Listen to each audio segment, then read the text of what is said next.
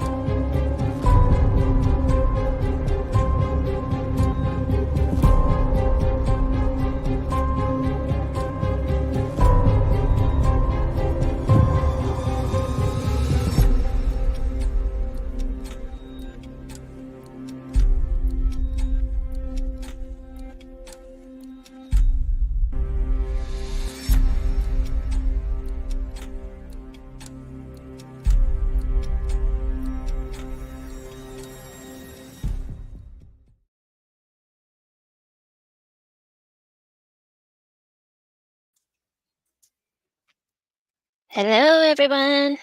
How are you?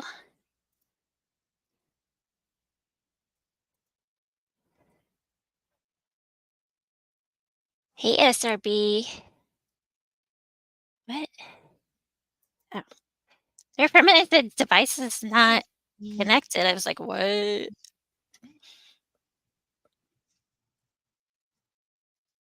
What are you doing? Oh, Dad, no! It's weird on the other side, isn't it? It is. It's confusing. It is. Hello. Hello. How are ya? I'm good. I wasn't sure, again, if I got everything set up, but I guess so. Yeah, it looks good. I like your background. Looks better than... Do you have a green screen up? No, it's just one of their virtual backgrounds. Yeah, but usually it doesn't work that well without a green screen, and you're pretty well... That's good. Yeah. It's like, oh, we're going to try this. I don't see my mess in the back. All right. I want to be in the same house as you. I know. I want to be in that house too. All right. Oh, Hold on. that's creepy.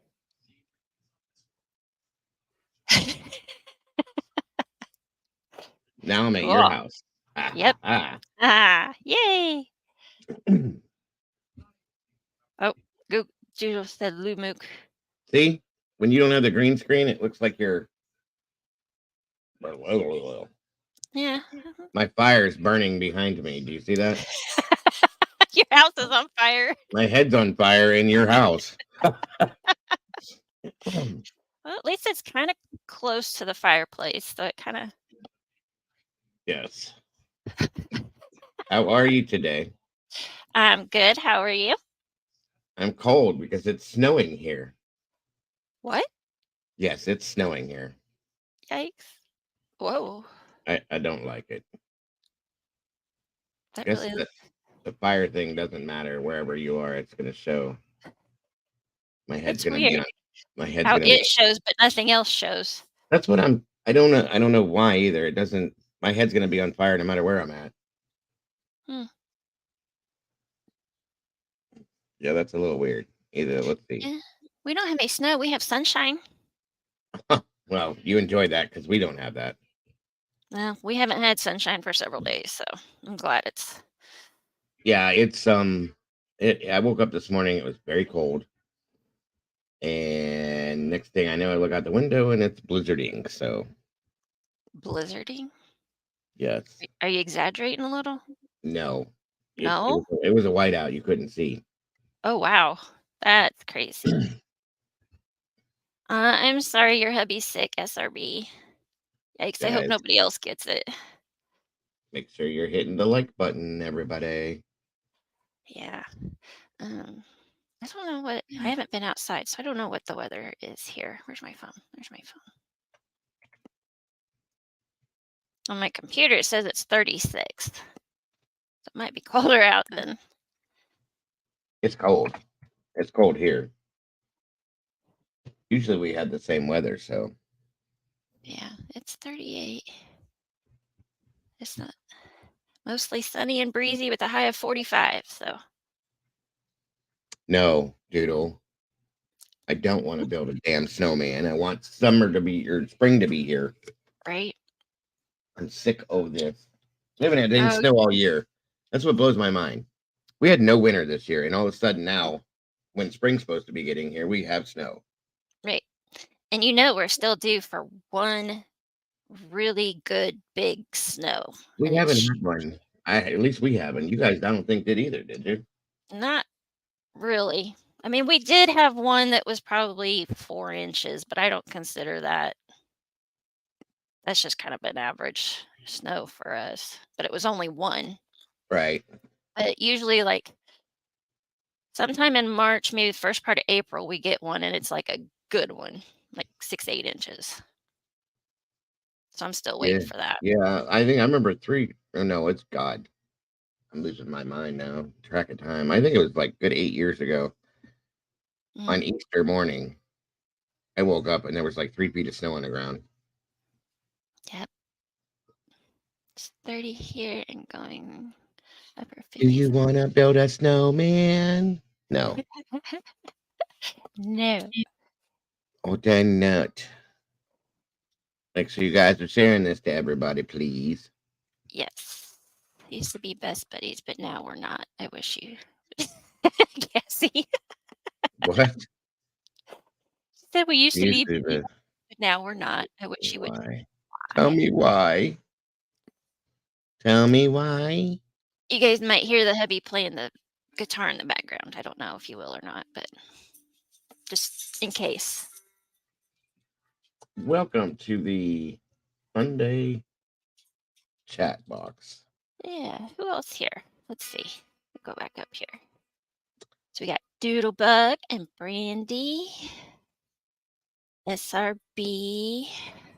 Ooh, the flu. Oh, I hope it's not the flu. Yuck.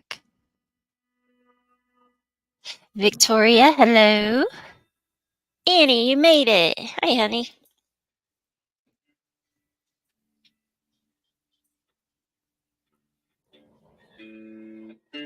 Everybody. Fallon, hello.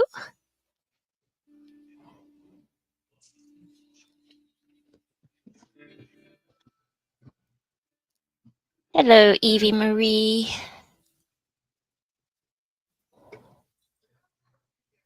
We haven't seen Fallon in a while. Fallon comes to see me. Aren't you special? Yes, I am. I'm This thing smells like lime. like, what are you doing? It's one of those squishmallows. My granddaughter loves these things, Mm-hmm. and it smells like lime. It's got a little lime on it. See it? Huh. Pretty neat. We've had those, but I don't think they smelled. That's the first one ever.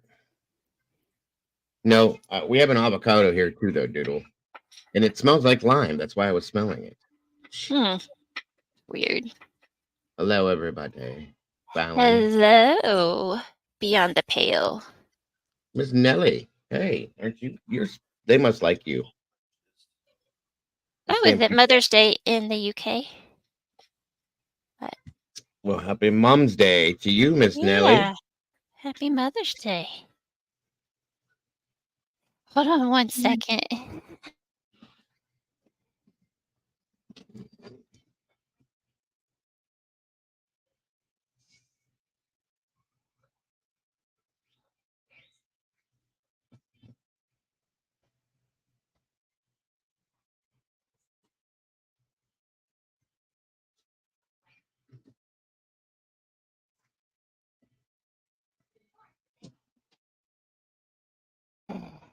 Children and husbands. Lord. So you're SOL then, aren't you? Because you got kids, a husband, and a Dago. Yeah. I'm screwed. Pretty much. That's what Brandy said. She was like, "What's wrong with that woman?" I said, "Who?" She said, "Mama Bear." I said this a while ago. I said, "Why?" She goes, "She's just brave. She's brave." And I said, "What? What are you talking about?" She goes, "She's married with kids, right?" And I said, "Yeah, she's got 3." She said, "Um, and you?" I said, "Uh-huh." She goes, "Uh-huh. That's what I'm talking about." And I was like, "Well, whatever then. Love you too, dear." Good Lord. Yeah, Lord like woke up and walked in here, and then she heard me talking and looking at the computer, and she's like, she's like, "What's going on?" And Matt's in the background. She's like, "She's doing a drama club." I'm like, whatever. No drama club. No drama club. No, not anymore. Wow. That's a weird smell. You guys What are have you smelling now? I'm a You're sniffer. weird. I know I'm weird. I have an addiction to um Mm, like candles and scentsies. mm-hmm. Okay. I just love the things in my house that smell a certain way. I love it. But this is Meyer lemon and basil. And a Never. friend gave me this candle, and it has become my favorite. It's cranberry mandarin spice. Oh wow, that sounds I don't awesome. know if you can. I Oh, can't with my smell it. that's really weird with the thing. It won't Mm, show up. back it up from the camera a little bit and hold it close to your face like this. There we go. I think You it's can because it's see it. glass. It might be. Yep, there you go. I can see it. I can't smell it, but I can see it. Yeah. Oh, it smells so good. Yeah, I love the scentsy stuff. That's why I like the holidays, like from Thanksgiving on through January, because we burn the uh uh um okay, Joe. The scentsy stuff for like cinnamon apple and the pine and all those. I love The that stuff. wax melts. Yes. I call them scentsies, but whatever. Yeah. Hey, Miss Wisdom. Miss Sherry's in the house. Hey, hey. You're gonna go talk your hubby into going shopping. Do you need some candles now, Cassie? Yes. Yeah, I love what is that brand called again? Swan Creek candles. Yankee candles. Yep, there you go. My mother-in-law, she drives me insane because she buys them all the time and never burns them. She's got a candle she's had for 32 years that she's never burnt. What the hell do you buy them for? Well, if they smell strong enough, they just smell. You don't They have to don't burn they them. don't smell anymore. The smell's Oh. faded. I don't know then. This one's Mainstay, so it's just like a what is it, Walmart brand? Walmart brand, yeah. Smells Those are good. good. Aldi's. My wife has been getting them from Aldi's. They have candles and they have the wax melt things. And Aldi's has some pretty strong ones that are really good smelling too. Eh, Brandy sometimes. Sometimes the smell of leaves burning can like the actual smell can like give me a headache. I love that smell. And it just gives me that fall feeling. Mm-hmm. I guess it depends on which direction the wind's blowing. If it's blowing at my face, then it gives me a headache. Right.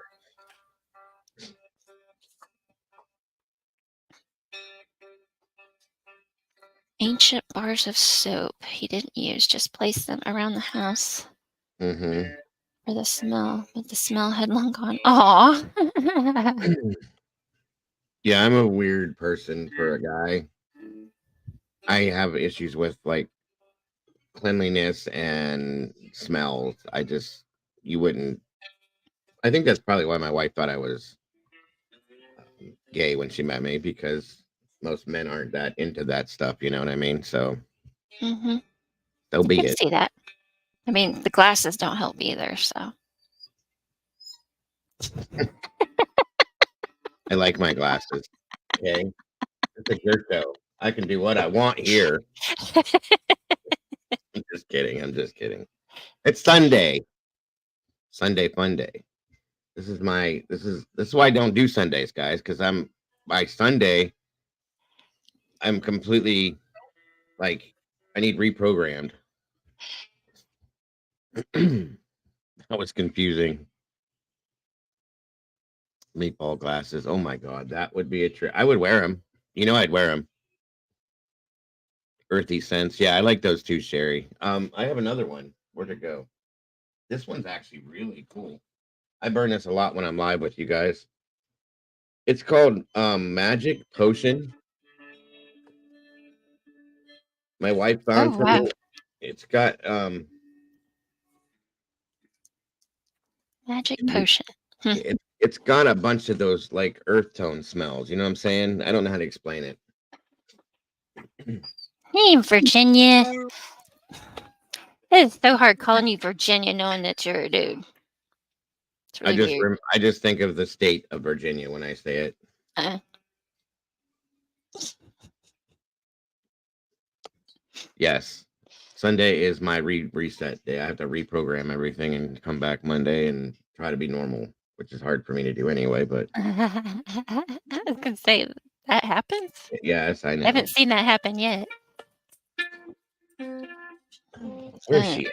She better be Don't- awake. Sundays, you usually have a lot of family, too. Yeah, and they'll be here eventually. That's why I was glad you were doing this at noon, because I don't want to be. I wanted to be able to be here for it. You know what I mean? We do have Fabulosa cleaning products, and some of those do smell good. Dollar Tree. Yeah. I That's don't where we get necessarily use them to clean with, but I like the smell. it. They're kind of strong. They got one. I think is it orange? It's got I like don't know. I wouldn't buy an orange smell, so. yeah. We bought one accidentally, or one of the kids bought it for us because we ran out of Mr. Clean, or not Mr. Clean. What is that brand called? Anyway, it was one of those, and he stopped there and bought it because he's cheap, and it was orange, and it was like real strong citrus smell. Mm. Make sure you guys share this out, everybody, so we can get everybody else in here. Come here, Ghost. You want to say hi? Come here. Fabuloso is Mexican perfume.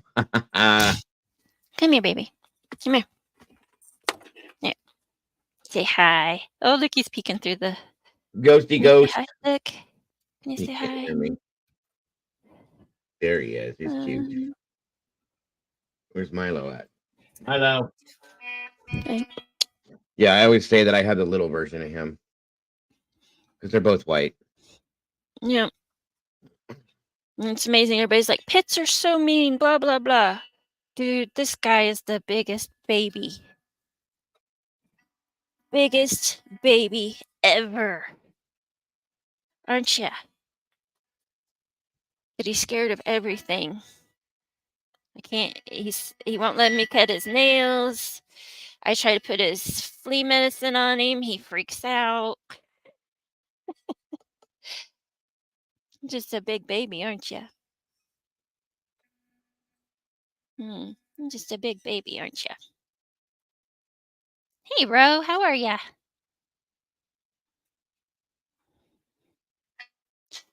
Yeah. They are.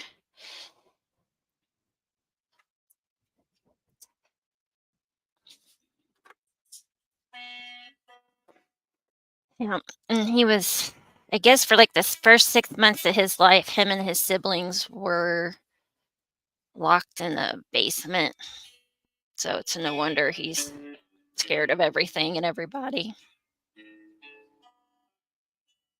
That's horrible. I know.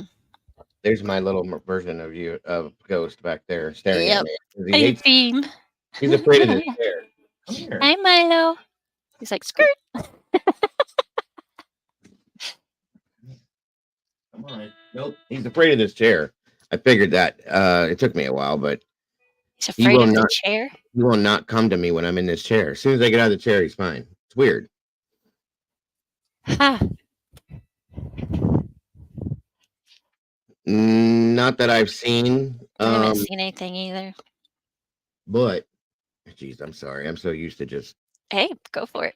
talking. I did see JLR put out a video talking about the parents are being investigated, which I looked and I don't see any proof of that, but wow, that's weird. Whatever you're drinking just went clear. Your Sprite.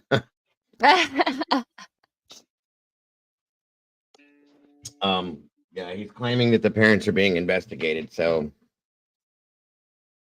I don't know. Yeah, I think I saw that and I kind of kept on scrolling. Right. I'm not there with that yet, guys. I just Yeah. my understanding is that Christopher, the father, was gone 2 days before he went missing, and he was seen the day before he went missing by a few different people. And so that kind of puts that out of the water for me, unless there's no truth to that. You know what I mean? And that's what I'm saying. The parents were investigated first. Yeah. Sure, that's just how that works. No, yeah, exactly. SRC. ALR says that, like he does it immediately, while he's eating his damn breakfast. And he's stupid props, guys. Come on. He said he's eating and he brings props to everything. I got to give him props because he does the work, but he's eating his breakfast and he said, so the parents are toast, and he holds up 2 pieces of toast. Oh, yep. I saw that because I was like, wow. Oh my God, Jonathan. Like, okay, toast. He's a trip. Nothing yet, Ro. And my understanding is that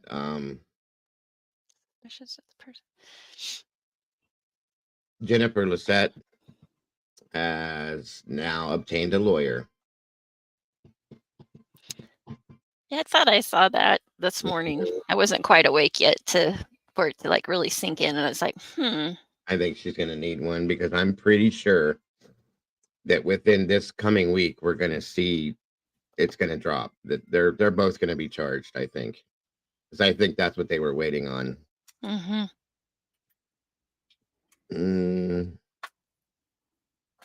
God forbid that she's involved. Whoa. I know. A man popped out. Hello, Matt. How are you? Just came out of nowhere. That was funny. Did you see the Facebook post regarding Jen? Which ones? Which Facebook, Nelly? This kind of drives me nuts. Is it the Sebastian? Find Sebastian page or? Just go back to my mess. That was driving me nuts. Oh, wait a minute. Oh, there we go. Apparently Yeah, see, that's why I don't run mine either unless I have the screen up. And she That's has that's your hobby room and the music room, so don't worry about that. Yeah. Oh. What are we talking about here? said apparently she's on bipolar meds that knock her out and she has a hard time waking up in the morning. He's also on psych drugs. That's a good pair, isn't it? Yeah. It was on Michelle After Dark or Michelle Walks or Oh, same one. Yeah, I know what you're talking about.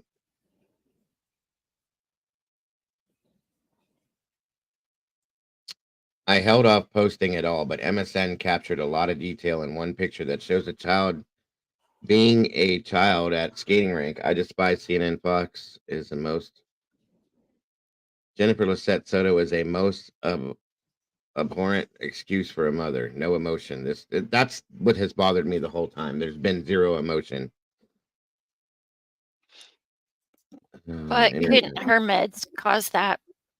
It could. It could. That's what I was just thinking. But listen. Maybe it's me. Meds or no meds, or I could be destroyed on anything. And when something happens to one of my, especially Caden, if that, Right. you know what I mean? Yeah. You're not gonna. There's no excuse in my opinion. Absentee parent. That's my guess.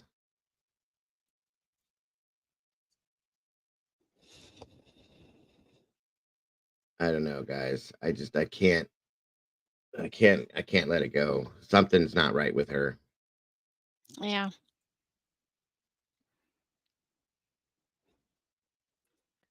The ex-friend said Maddie's mom and Stearns were, swingers. That's not surprising. Right.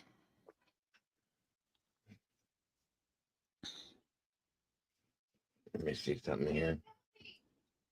Was it on Michelle's After Dark channel or the Michelle Walks channel, Nelly? Yeah, I would be too, Evie, and I would be angry and I would be cussing and all kinds of stuff. 100%. 100%. Beating him up and all kinds of stuff.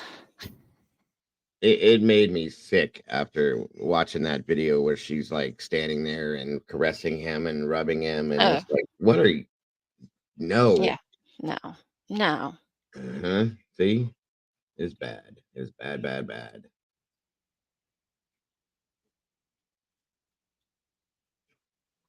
me see something here.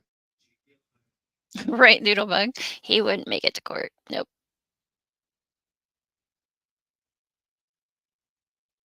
That's what Brandy said. She was like, oh, hell no. Yeah. Hell no. She said he would not have left this house not walking. Yeah.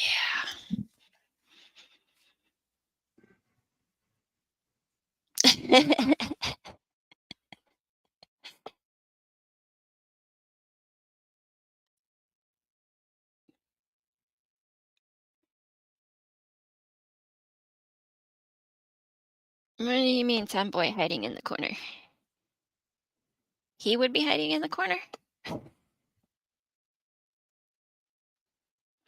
Okay, it's Michelle After Dark called Motives. Mum turned a blind eye.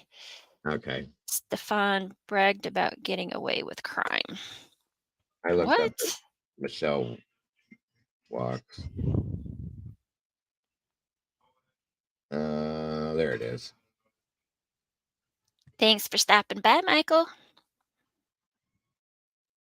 Take care, Michael. Good to see you, my friend. Tomboy, good to see you. Oh, Sherry, I think I did see a little bit of that. I didn't really pay attention because I don't know. I don't care for him too much. Who? Gray Hughes. Oh, yeah, I'm not a big friend either. I did watch the videos and the interviews with the friend, and I was going to show you guys yesterday, but Gray is so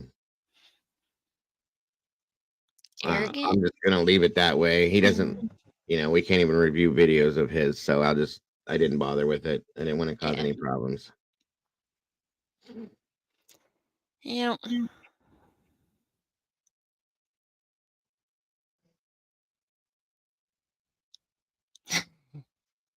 Grace Buse. Oh, boy. Hey, cat. Hey, cat. He's a darn narcissist. The guy in Idaho chased him? Oh, I missed that. Would have been funny. Oh, yeah, yeah. Wait, are you talking about Jason JLR or Gray? I think Gray. I don't know. I did see. I saw the one guy that tried to go after JLR. He got arrested.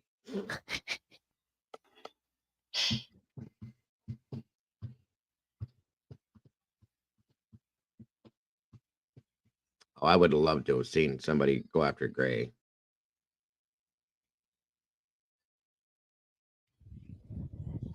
Oh, I guess it was Chase Gray. So there was a GoFundMe put up for Maddie's funeral expenses.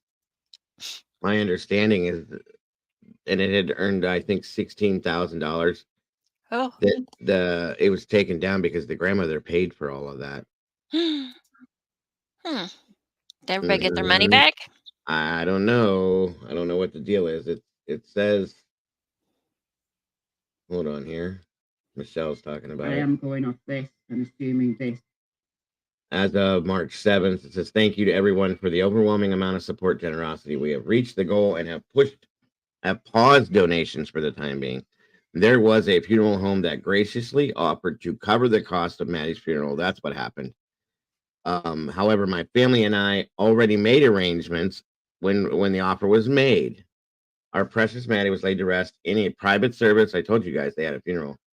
Surrounded by family and close friends. Again, thank you for your support. And the thing is, guys, the GoFundMe made $16,627. Wow. They paused that. So where's I am Tomboy. I don't know I don't know. Stephanie Soto is who organized the GoFundMe, and I think that's the aunt. I think it is well, that would be the biological father's sister.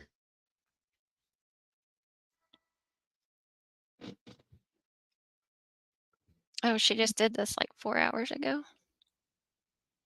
Michelle? Yeah. Yeah.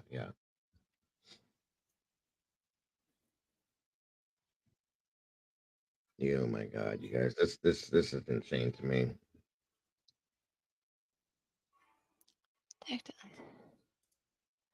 I'm still thinking that we're gonna. Where did you find the interview at, Sherry? I looked and couldn't find that.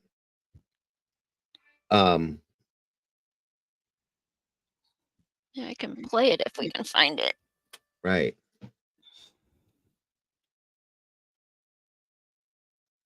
What we got in here? Hold on.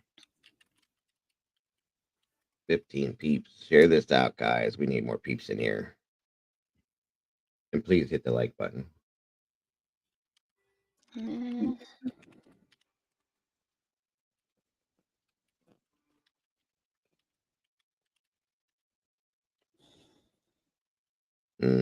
I agree, Nelly.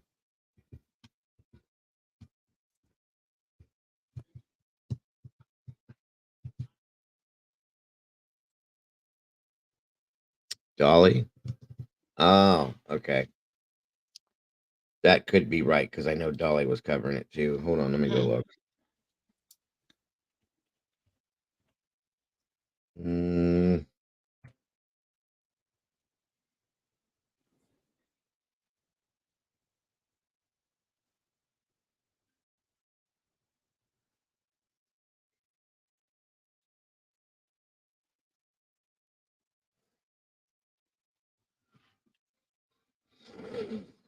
Which one was it though? Maddie told her mom, baby bump, can't sleep alone. Mom prime suspect. She lawyers up. That was 7 hours ago. There's one from J is for Justice. It says Madeline Soto grandmother's interview translated. I don't know. Maybe it was because it was in maybe that's it. Spanish. Ah, yeah. Then that would be Jennifer's mother. Let's see.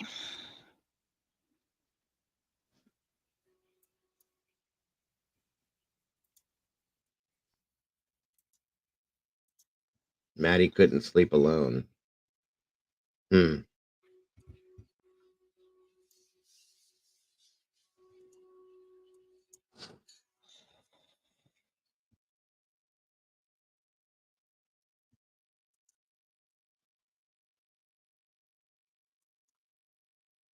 But my daughter worked the night before. Holy hell, that's Jennifer's mother? Good morning, everyone. Welcome back to J is for Justice. I have a video of Looks like it. Madeline Soto's grandma doing an interview, except it's in Spanish. So the lovely Diana HB was kind enough to grandma hired and asked the boyfriend to bring her, Maddie, to her. That's the last we know. Is it common for him to pick the girl up? Was it part of the routine? No. It was always my daughter. In the church footage, you can see a girl with a green sweater. She sits in the parking lot and waits. Minutes later, she gets up and heads towards the school. That's the last we know of her. And every day that goes by is worse because one loses hope. After almost 3 days of disappearing, we don't know what else to do. My thoughts are that someone's took her away. I wish we had more from the grandma. This is all I could find. If you guys find any interviews, feel free to email to the team email, j4jpodcastteam@gmail.com. Let me know your... That was short. Sweet.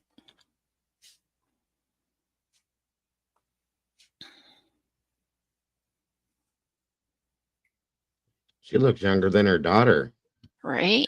Hey, Mikey. What's up, brother?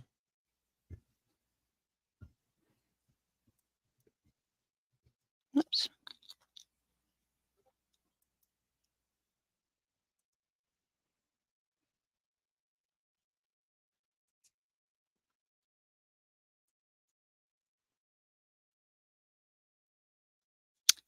Sherry, that gave me a 404, not found. Let me try that again. Hold on. Good to see you, Mikey. What are you up to today?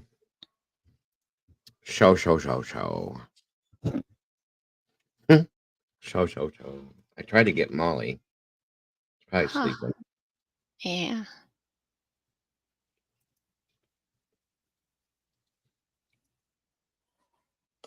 Yeah, Sherry, that didn't work.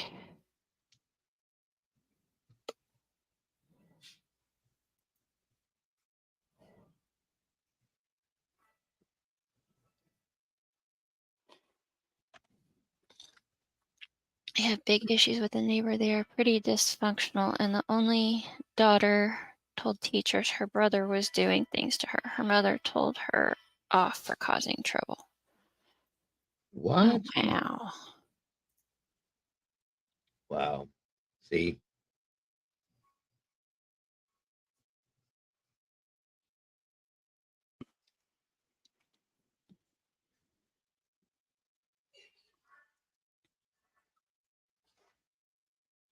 Oh, just stopping in for Sunday service, and you're at church on my live? What? Church with Mama Bear. Nothing, just being lazy.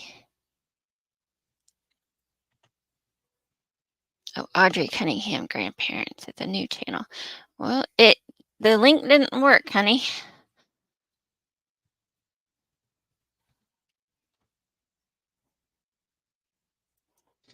See, Jago and I talked about this, I think, yesterday.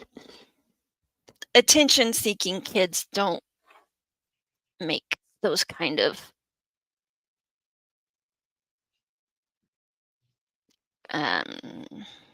accusations, at least to the No, hello, Lisa. I'm glad you're here, hon. no, they don't. At least not to the extent that, from my understanding. Mm-mm. Yeah, church with Mama Bear right here. I'm not. Hmm. Probably burn Mikey. That might be a good name for this if you do Sundays regularly. Sunday service with Mama Bear. Mm-hmm. All right, KPRC to Houston. KPRC to. Miss Lisa's in the house, everybody.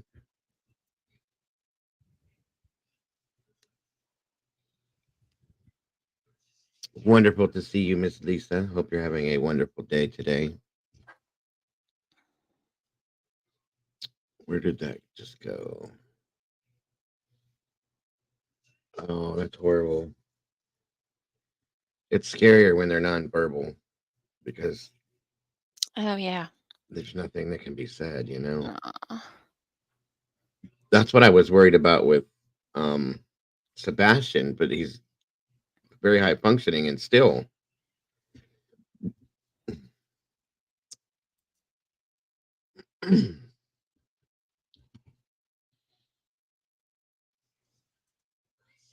There you go, Doodle. Sundays, True Crime Church with Mama Bear. That'd be cool. She said she sent the YouTube page. Mama Bear. Okay. You know what, Nellie? That was something that hit me last night. When I heard that for the first time last night, that's when I got a little twisted. Oh, it's middle of the night there, almost 4 a.m. over in Olstey. The fact that he went out the door, I said this last night. The fact that he went out the door and forgot to put shoes on, but could remember to lock the door. Being an autistic child, that really bugged me. It bugged me a lot. Something's just off with that.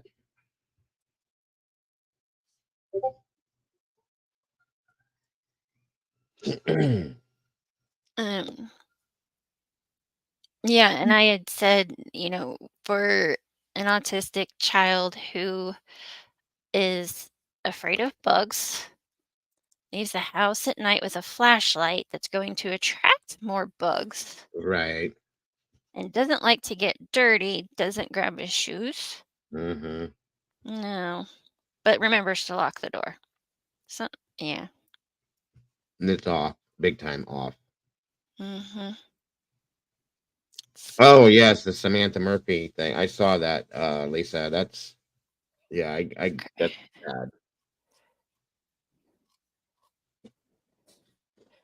Too many coming and going so fast. AUDRII Cunningham started this off for me again, and it's just so much of it. There's a lot of TikTok stuff with Madeline's grandmother. It is, Nelly. Why? It's very strange. There we go. Thank you, Sherry. What is this now? This is the AUDRII Cunningham's grandparents describe how much she loved family during an exclusive interview. Oh, okay. Awesome.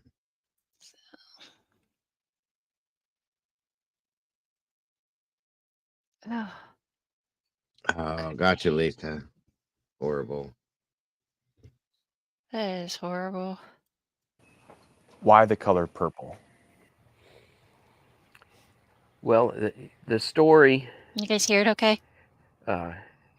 is interesting because I can. as a painter, and she was even learning to tattoo, she loved all colors. But because grandma loved purple, she kept telling me, purple's my favorite color too. And it's her father's favorite color. So it became a symbol of who she was. And the unity of our family. Hiya, Deb. You know, it was a common ground to stand on. You talk about her dad, y'all's son. He's not here today. It's still a little bit too hard for him, right? I mean, how is he doing through all of this? It's devastating. You lose your oldest child to something like this. Losing your child in the first place it's awful. And it tears him up. His son is constantly looking for his big sister. Nobody stops to think about the trauma people are causing him, causing my son, causing my grandson. Everybody wants to point the finger at him. And this was nothing he did. I was the one that made the decision to let him move into that camper. I was the one that thought I was doing the right thing. And you'd think my son would blame me for it, but he doesn't. He knows it. He knows he's the monster. He knows who the monster is. Yeah, and he lives with us. He's struggling. He's works on tugboats down in Houston. But it was a joint effort to raise Audrey between Joshua, Tabby, and his sister, Julie. The three of them worked together, and the result is what everybody sees. She was just so happy. She was learning so much.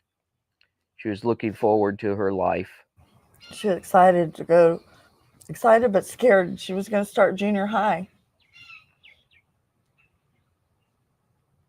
She'll never get that chance.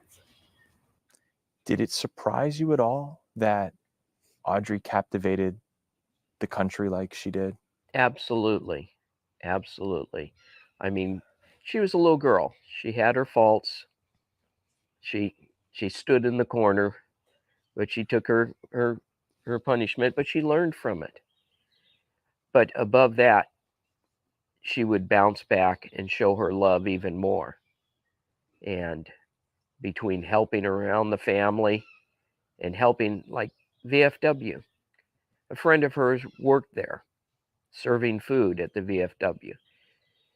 She constantly asked, could she go and help volunteer? She couldn't work, but she could volunteer, and she'd go dance with the older veterans and their wives, and she was learning to two-step and four-step and square dance and line dance, and they were just amazed by it. I guess that was an indication, but it went far beyond that. We couldn't imagine how much her story would catch on.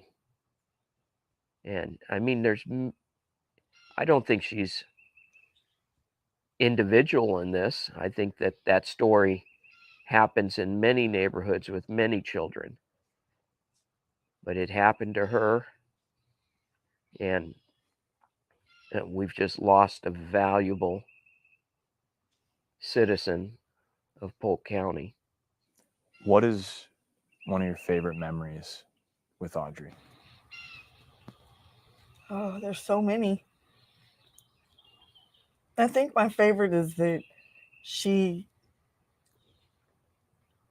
was always there. I would come home from work and she'd be like, Grandma, do your feet hurt? Like just random things that normal kids wouldn't see. And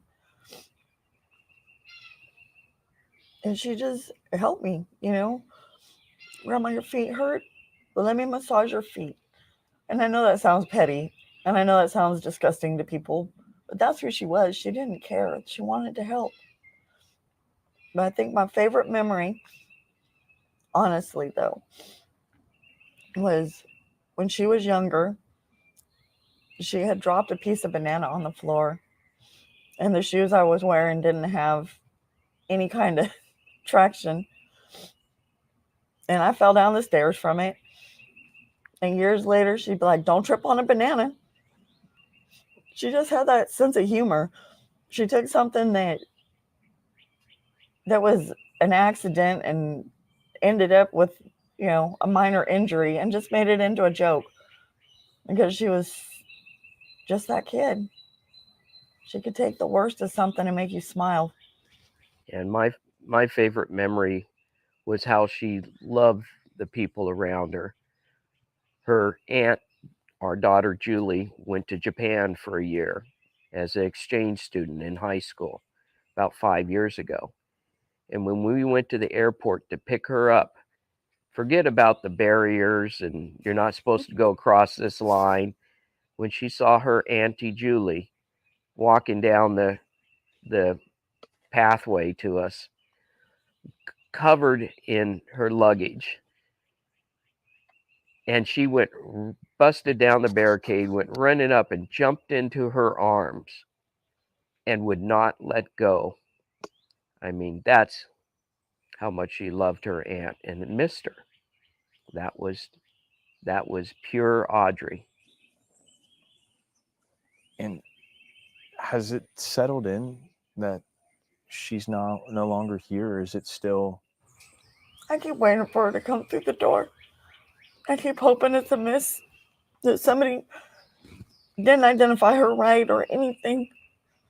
It's a hope, but I know I can't get it back. But I still wake up in the mornings, I wake up hoping this is a bad dream and she's going to come run to me and hug me. But I know it can't happen. And I miss her so much.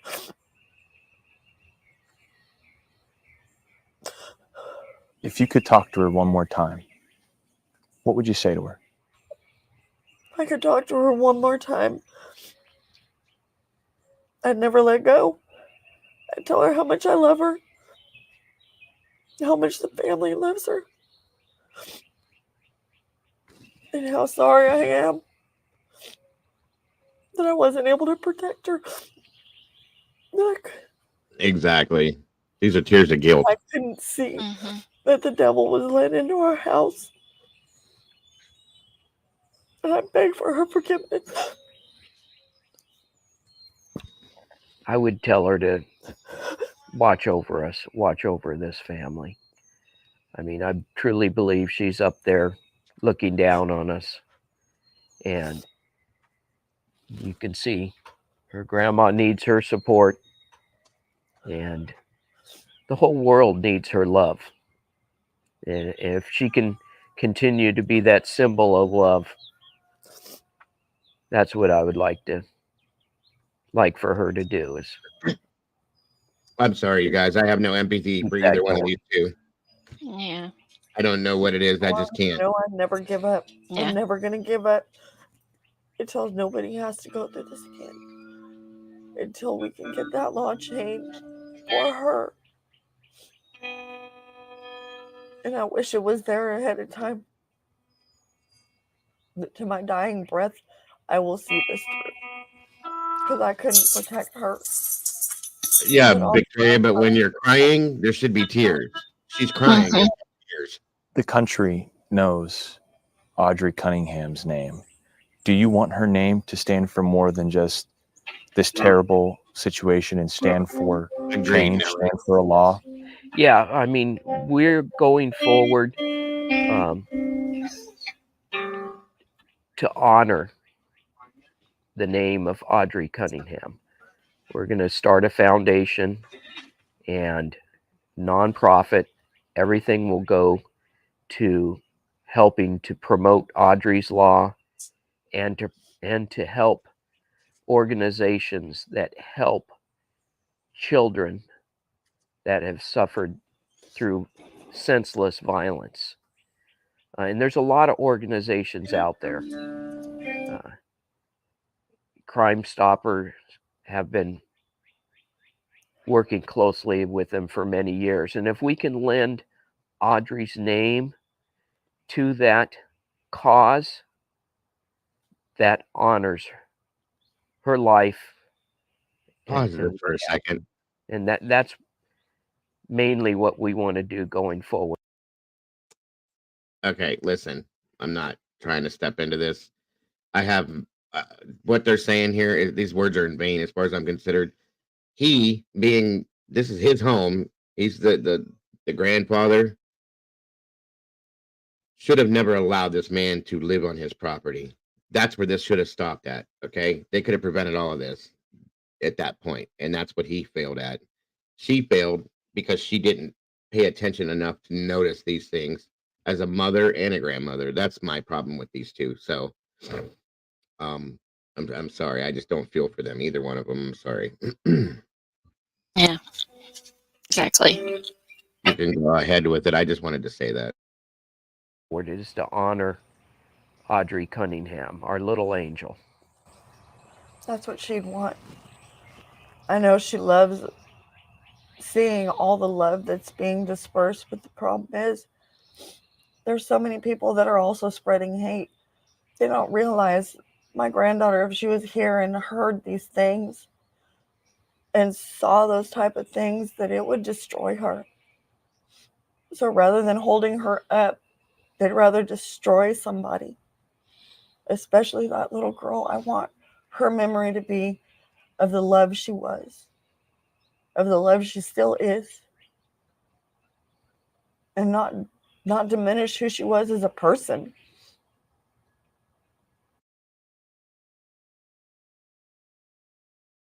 Whatever. Well, thank you so much for the opportunity. I appreciate it. Whatever. All right. That's what makes me so mad with these. These can be a lot of these cases. These things can be prevented, you guys, and we all know this. Okay, it's a very simple, commonsensical stuff. You know, that guy. If that guy came up on my front porch one day, knocked at my door, no, I don't care if I didn't know him or not. You're not coming to my house. You know what I mean? Just to look at this guy, you take. This is ridiculous. This is crazy. Could have been prevented. A lot of these could be prevented, and they're not. People just don't care anymore. Like I said, I've been saying for a week, you don't want kids, don't have them. You can't handle kids, don't have them. If you have a child and you can't handle them, give them to somebody that wants them or can handle them. Don't do this. Yeah, exactly, Lisa. 100%. The grandmother is the one that had custody, and yeah, that's a huge issue for me. I think she knew who this guy was and what he was about. Lisa, you want to come up? That's it right there, Doodle. Amen. I'm glad you said that. She says, I'm sick of these people praising the child after they've neglected them when they were alive and trying to use her. That makes me sick to my stomach. Trying to use her to defend herself. Trying to use the child to defend herself against the things that people are saying about and to her. Don't do that. You don't know what that child would feel. It makes me sick. Is Lisa coming up? That would be cool.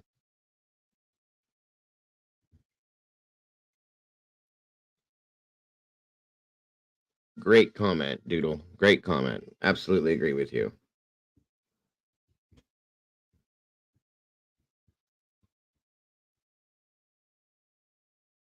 The answer to this is to start taking responsibility and accountability and being who you're supposed to be, being a parent or a grandparent or an aunt or an uncle or a brother or a sister to these children when you're supposed to be, not after the fact when it's too late and you're going, oh, I wish I woulda, or maybe I shoulda, or I really coulda. Too late, guys. Damn, pisses me off so bad. Sorry. You're fine. Hey, Rach, good to see you. Did you get the link, Lisa?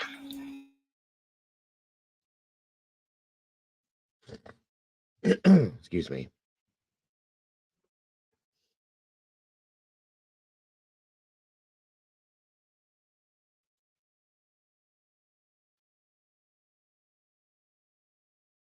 I was talking to Salty the other day, and she brought up the Jesse McFadden case. Again, another situation. This guy was in jail beforehand, okay? And for hideous things. and gets out of jail, gets involved with this woman, blah blah blah, so on and so forth, and then all these kids end up deceased. They go into the house, they find the chains, the videos. I mean, come on. Stop making the mistakes. That's all you got to do. It's not hard to be a parent, folks. It's really not. And just like Lisa said, stop putting your spouses, your boyfriends, your friends, your neighbors before your children.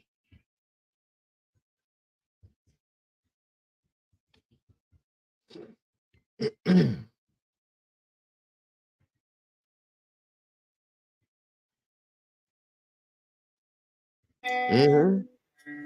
Did you see the one that Dolly did, that something about Maddie being pregnant? I heard it. I talked about that in my show the other day. As a motive, it made sense to me. She wasn't too young for that, and if he was doing what he was doing, then hell Right. yeah, that's a hell of a motive. Yeah. It's Oh my disgusting, but gosh. it's a motive. Absolutely, Sherry. See, that's the thing, is we all have children that aggravate us. Okay, that's part of being a child. That doesn't mean that you harm them. Okay, they don't know. Most of these children don't even know that they're doing anything. That they have to be taught. That's our job as a parent. We teach our kids what they're not supposed to do as they get older. They're not a bad child. It's not like with Elijah. She sent him over to somebody else to discipline him.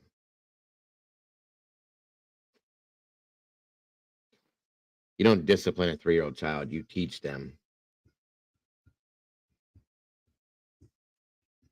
Have they given her COD and all that? Who, Audrey? Or Maddie. no, not yet. The autopsy hasn't been released yet. Okay. Exactly, Doodle. There are no bad children. Thank you. Another great comment. They need to be taught. They're learning, and that's our job. And if you don't want that job, then give it to somebody that does.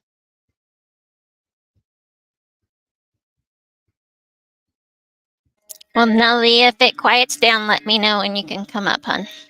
Lisa's not coming up then? She is. She's making her way to her computer. Oh, okay. I love when Lisa's on panel with us. Love hearing her voice.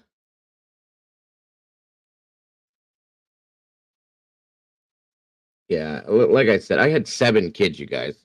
I want somebody to tell me that it's hard to be a parent, okay? 7 kids in one house at one time.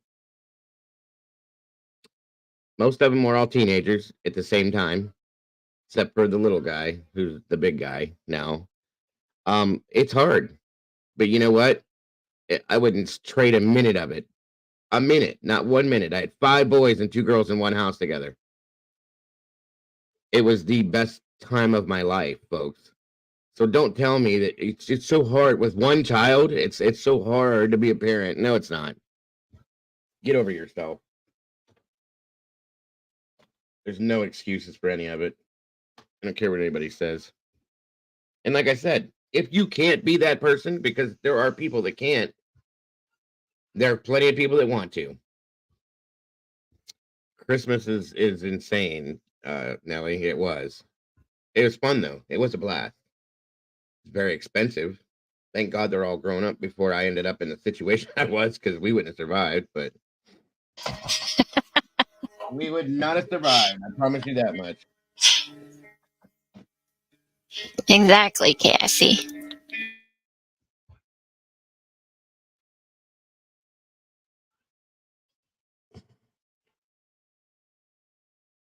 That's exactly it. And I'm sorry, but having kids is not a torture. It's not the end of your life. It's all these things I hear people say, my life is over now because I'm going to be a parent. What? That's the best part. That's when it's beginning, in my opinion, at least.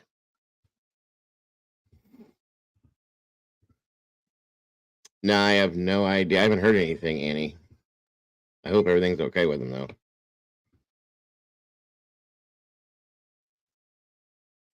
Yeah, I don't know what's going on with all that. That was a little upsetting when I saw it. I was like, oh no, that's not good. All I heard was it had something to do with his nose, and I haven't seen or heard nothing. So I hope he's Oh, okay. his nose? Yeah, I hope he's okay. Yeah. Exactly, Cass. That's when it starts. You know, I was doing some things right before I became a parent that you probably shouldn't be doing, and living a little bit of a wild life and stuff like that. But then when I found out that the creature was pregnant with my first son, my oldest son, that was it. Life stopped, and I turned it around, and I started a new real life. Okay, and it was the best thing that ever happened to me, and I'll never say any different. That's what I'm saying, SRB. There's so many people out there that can't have children that would love to have a child. And we have all these degenerates that are destroying these children's lives for no reason. No reason. These people, and I think it should be made a law that you can do that, that there's a waiting list of people that want children. And when these idiots have these kids and they fail immediately, that you can just give these children to these families. I think it should work that way. I really do. There shouldn't have to be money exchanged. There shouldn't have to be all that other crazy stuff. Exactly, Evie. I don't understand why adopting a child costs hundreds and hundreds of thousands of dollars. It shouldn't. I agree. It's ridiculous. My wife's aunt, when I told you that story, had to go to Japan twice to adopt children because she couldn't do it here. There was the waiting list and all that kind of stuff. She couldn't do it here. So it's sad. There she is. Welcome, Angry. I know. I was gonna say, what was that face for? Wusa. How are you, hon? Sorry, I've got 50 things running at once. That's all right. How You're are you? fine. You on this monitor in here? I'm trying to get my earphones to work. Yep. I get it. How are you? Good, good, good. Is it so? Good. Is it Mother's Day over there too, or just in the UK? Just in the UK. We don't have Mother's Day until May.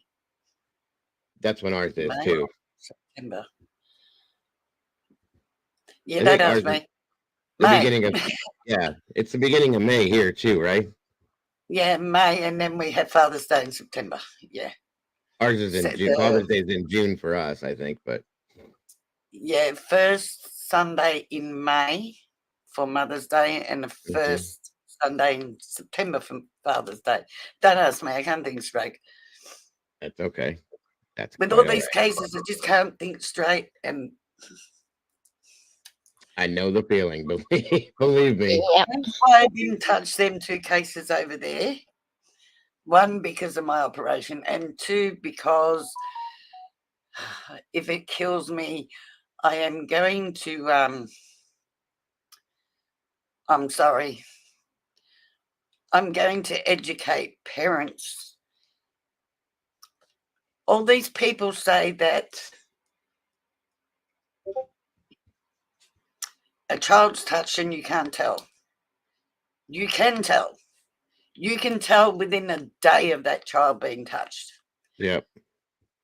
If you bother to pay attention, research, to know the ins and outs, and how I know this, and I'm going to, before everybody thinks, okay, one had happened to my children, as Dago knows, 2 of my eldest children by their own father. I did know it was happening. I knew straight away it was happening. It took me 2 years of going to police every day, CPS, media, anybody that would listen to me, to the point that a year and a half into it, they nearly convinced me there was something mentally wrong with me, that I was sick to think like that. But I was right. And I proved it. In saying that, I had the best police working with me in the end, thank God. However, from that day on, because one was a daughter, one was a son, and they abused differently. So in saying that, you learn. But not only did I learn, I got them all the therapy they needed. And back then, back in the 80s, it was not the talked about thing. It was not, there was not many counsellors, just counsellors, psychologists for SA. On top of that, I ended up sourcing out one of the best in Australia eventually.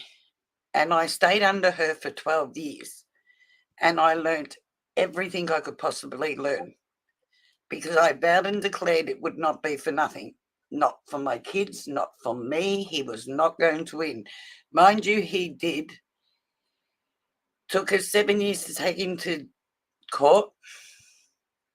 He did 10 months and rang me the day he got out to see the kids that he had an order against not to see. That's how cocky they are. And I'm happy to say he is no longer with us, not through me, close to me. It is the one time, if ever you want to know that you can cross that line, it's the one line I can cross when it comes to my kids. If it wasn't for a policeman, I would be doing more time than him.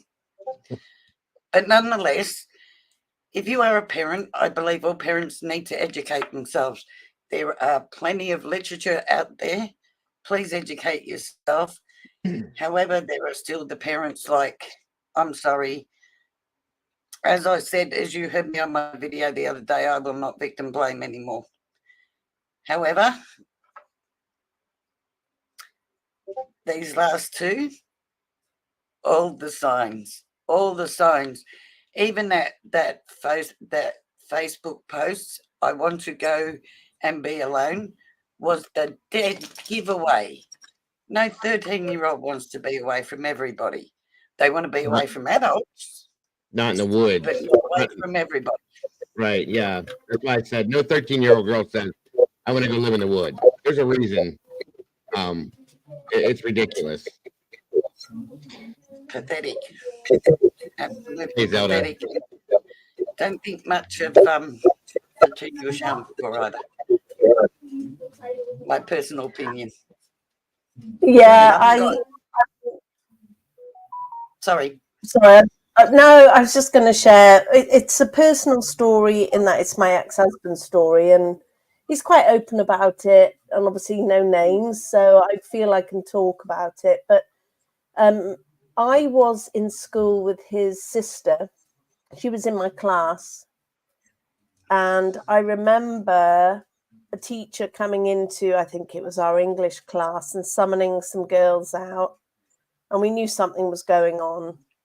Anyway, it turned out that she had, and she would have been about Madeline's age, maybe 14 rather than 13, but no older. And she had left a diary in her locker, we all had shared lockers, and it said, "Dad's done it again."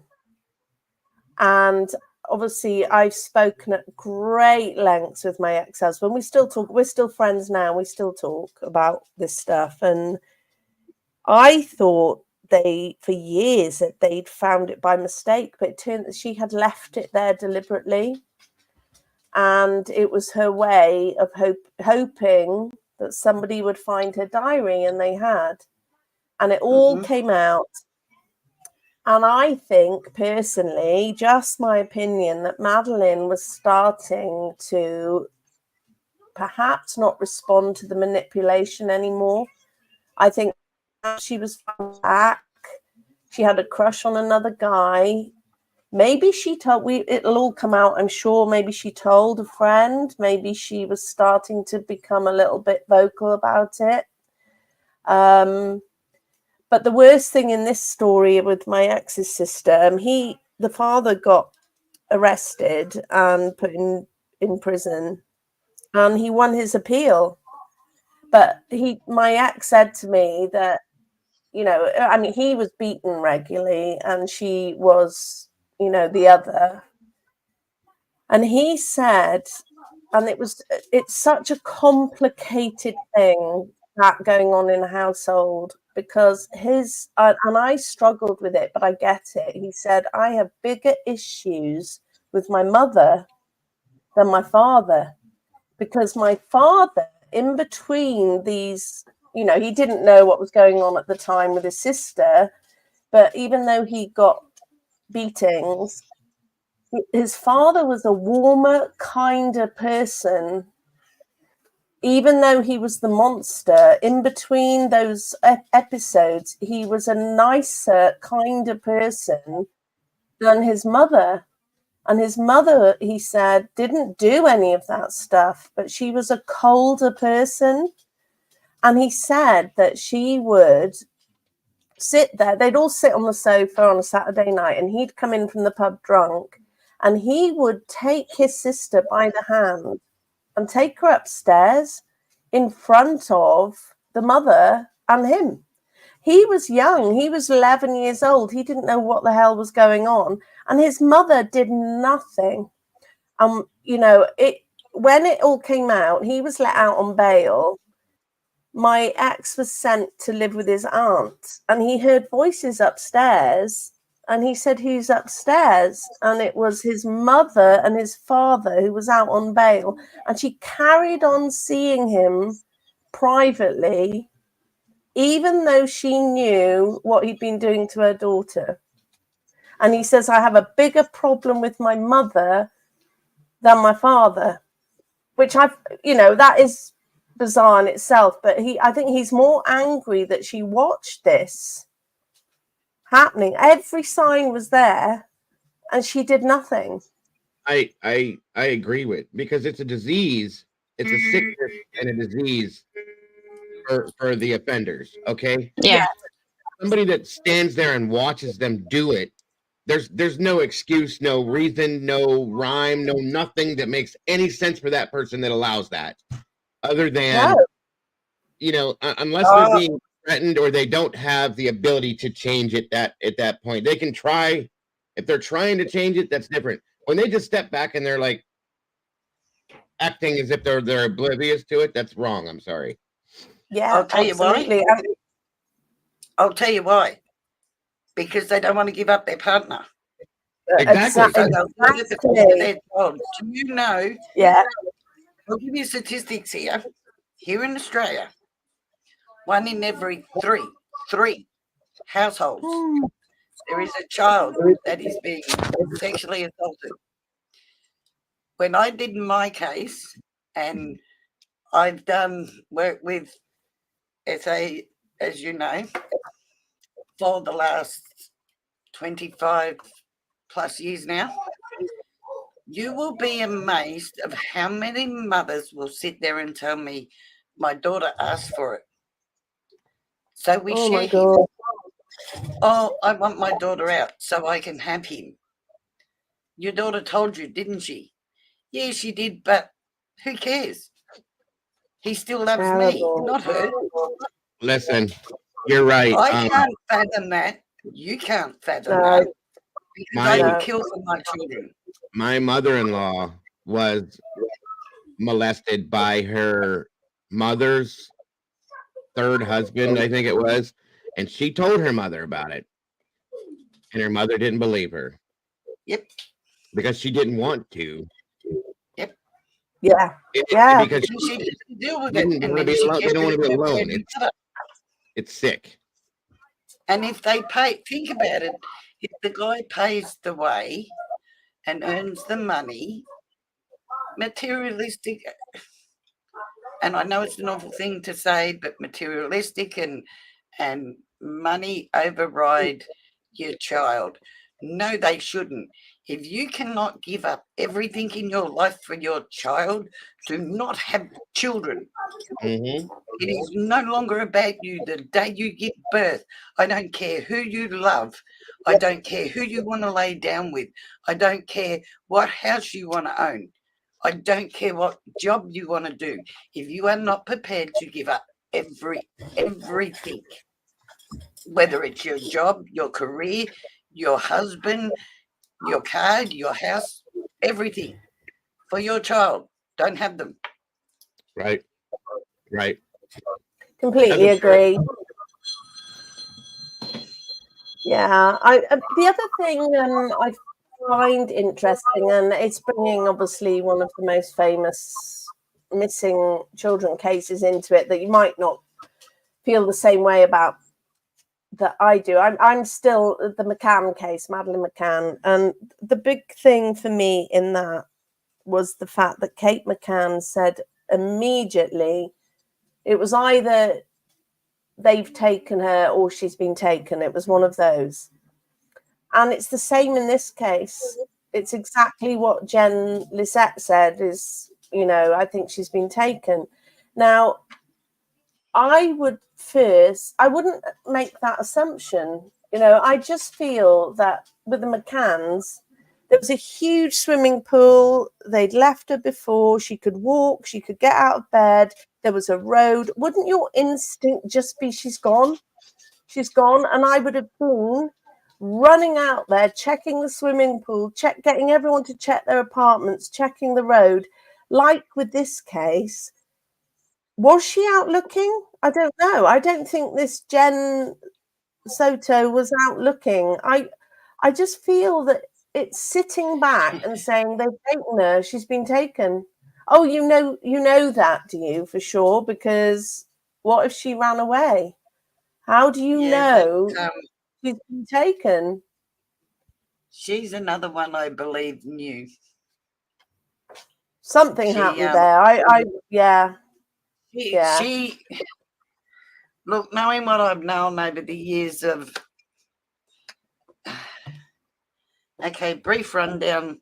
Like I said, with my kids, I went on to counselling, to work with not just children of SA, but adults that had been as children. And going through all that, it's funny how the same scenario comes up when you talk to the parents. When you get, like, I've sat across from abusers with a table between me, and the one thing I got to say to police is that, my God, I take their head off to them. I've sat across from an abuser 6 times in my span, being that I had to be there. And I don't know how they don't just, because they're lying and they're so cocky about it. And the victim blaming is beyond belief. But nonetheless, watching that interview with her, and I hope I'm wrong, just the, and I'm not trying to be very judgmental of her, but just the things she said that she contradicted herself. Yeah. He'd been there. She's been with him for a couple of years. This essay with that child did not start in that short time period. I can guarantee you that had been going on for quite some time. Who are we? Saw the signs. I saw the signs in the photos. Are we talking about Soto? Yeah. You are absolutely the photos. Yeah. The photos. I can pick it up in photos every time, because the one thing a child that is, and although they don't like it, a young child will all of a sudden mature beyond what she should be. Look at her photos. It's documented, Look at her Lisa. behavior in photos. Right. And it's documented from age 11. I think it started before that. He's been with that Yeah. mother since 2007. Okay. So that's we're Yeah. seven, Oh God. you know, so I guarantee you it was before she was 11. That's my opinion personally. But yeah, you can see it in the pictures. Yep. But And I'll also, tell you now, 13 was his cutoff point. And I can tell you why, but I'm not going to. Because she's maturing now. That's why. yeah, he can't manipulate her the same way he could. He's Well, more interested. He's more interested in the younger girl. That's it, right? It's the change, not to be vulgar, but There's it's a her body. danger when they turn 13 and Yeah, things are changing start out here. kicking in, and then they can prove things were happening. Yeah. Yeah. I mean, there's and that's it. And for any mother to say that you don't see signs of this, it's a lie. I'm sorry. For anybody to say there's no sign. Look, if you sit back, like when I picked it up with my children, which would have been, I worked out, actually was 2 weeks after it started, because he got access to them after we split up. He was abusive, but somehow got access to my children. But nonetheless, he was at my home and I went down the street. And I come home and walked in and I got this gut awful feeling that I knew straight away. And my daughter, from that day on, was no longer a 4-year-old little girl.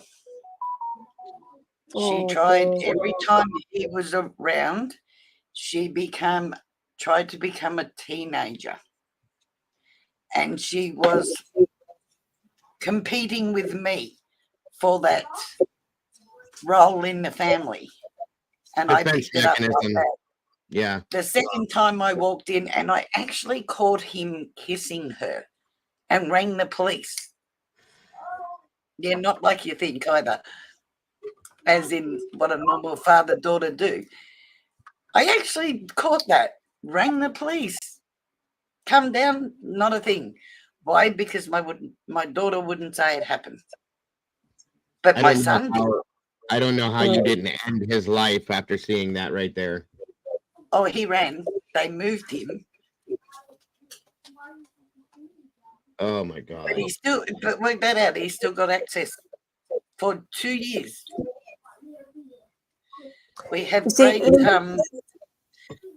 great courts over here, unlike America. You touch a child here and you get a slap on the wrist and get put in a jail that's just for those types of people. And like I said, he did 10 months, which was a multitude they worked out. He got charged for over 60 charges that were reduced to just 4. God. And he got 10 months. What? Yep. How is that even relatable? Good old Aussies. Well, let me tell you this. That That's insane. It is. It is absolutely insane. Yeah, right here, again. So my ex's ex, her sister was a cop, and she actually went to him and his partner at the time and said, "I need to let you know that there is a pedo, a PDO, living on your street, but I can't tell you who it is." And she said, they said, "Well, was it best to tell us or not?" She said, "I just want you to be aware." And this perpetrator, that's the best way to say it, was living on their street, and he had a deal with cops that when he felt the urge, he'd go and report himself to them. And they trusted that. So he was out living in society, and the deal was that if he felt the urge, he'd go and talk to them. No. That just terrified me. I thought, my God, is that what it's come to? Yeah, and you know what, Nellie, that's just as bad as these there's a company that started making lifelike, realistic dolls of children to give to these people to keep them from doing this in real life. That's okaying it as far as I'm concerned by doing that, okay? I understand the thought and the theory behind it, but to me, it's almost just as bad as saying, oh, it's okay, here, just do that with this. That's disgusting to me. I'm sorry, but I don't agree with that. No, And what terrible. not at all, because the fact that you're having that urge, that's a danger. What if you decide to not call the police that time and to go with your urge? Do you know what I mean? Exactly. Right. There should be, I'm sorry, anybody that's offended by this, I apologize for this, but if you are even remotely looked at for this, there should automatically be chemical castration right there. Thank you. Okay. Yep. And jail time. Period. 100%. Do you know what? No, just let me pull. I'll happily flick the switch. I don't believe in DP. That's the one time I do, though, Lisa. That's the one time I could happily just stand there and flick the switch. Not a problem. Yes. Sorry, but not sorry. Take care, Virginia. Now, I have no empathy for that situation. I have no empathy towards the disease side of it. I don't. I just don't, because it's not a disease; it's a control. That's what I'm saying. Like, we all have urges of sorts. Okay, there's different things that people have issues with. If you go with every qualm or everything you feel that you want, then what kind of a person would you be? That's not an excuse to me. I'm sorry. I used to like to drink. I quit drinking cold turkey. You know, there's people that gamble that can control that. There's people that, everybody has urges of different sorts. Exactly. You can control it, guys. So it's bullshit to me that it's a disease. I'm sorry. I'm not saying it's not a disease. I'm saying it's bullshit that it's non-treatable in that sense. It's not controllable. It's bullshit. I'm sorry. Excuse my language, but it really is. I can't control it. I can't help it. Yes, you can. I think that somebody who had a soul who had that urge would want the chemical castration. They'd want it. They wouldn't want to be that person. And absolutely. Sorry, one second. You're absolutely right.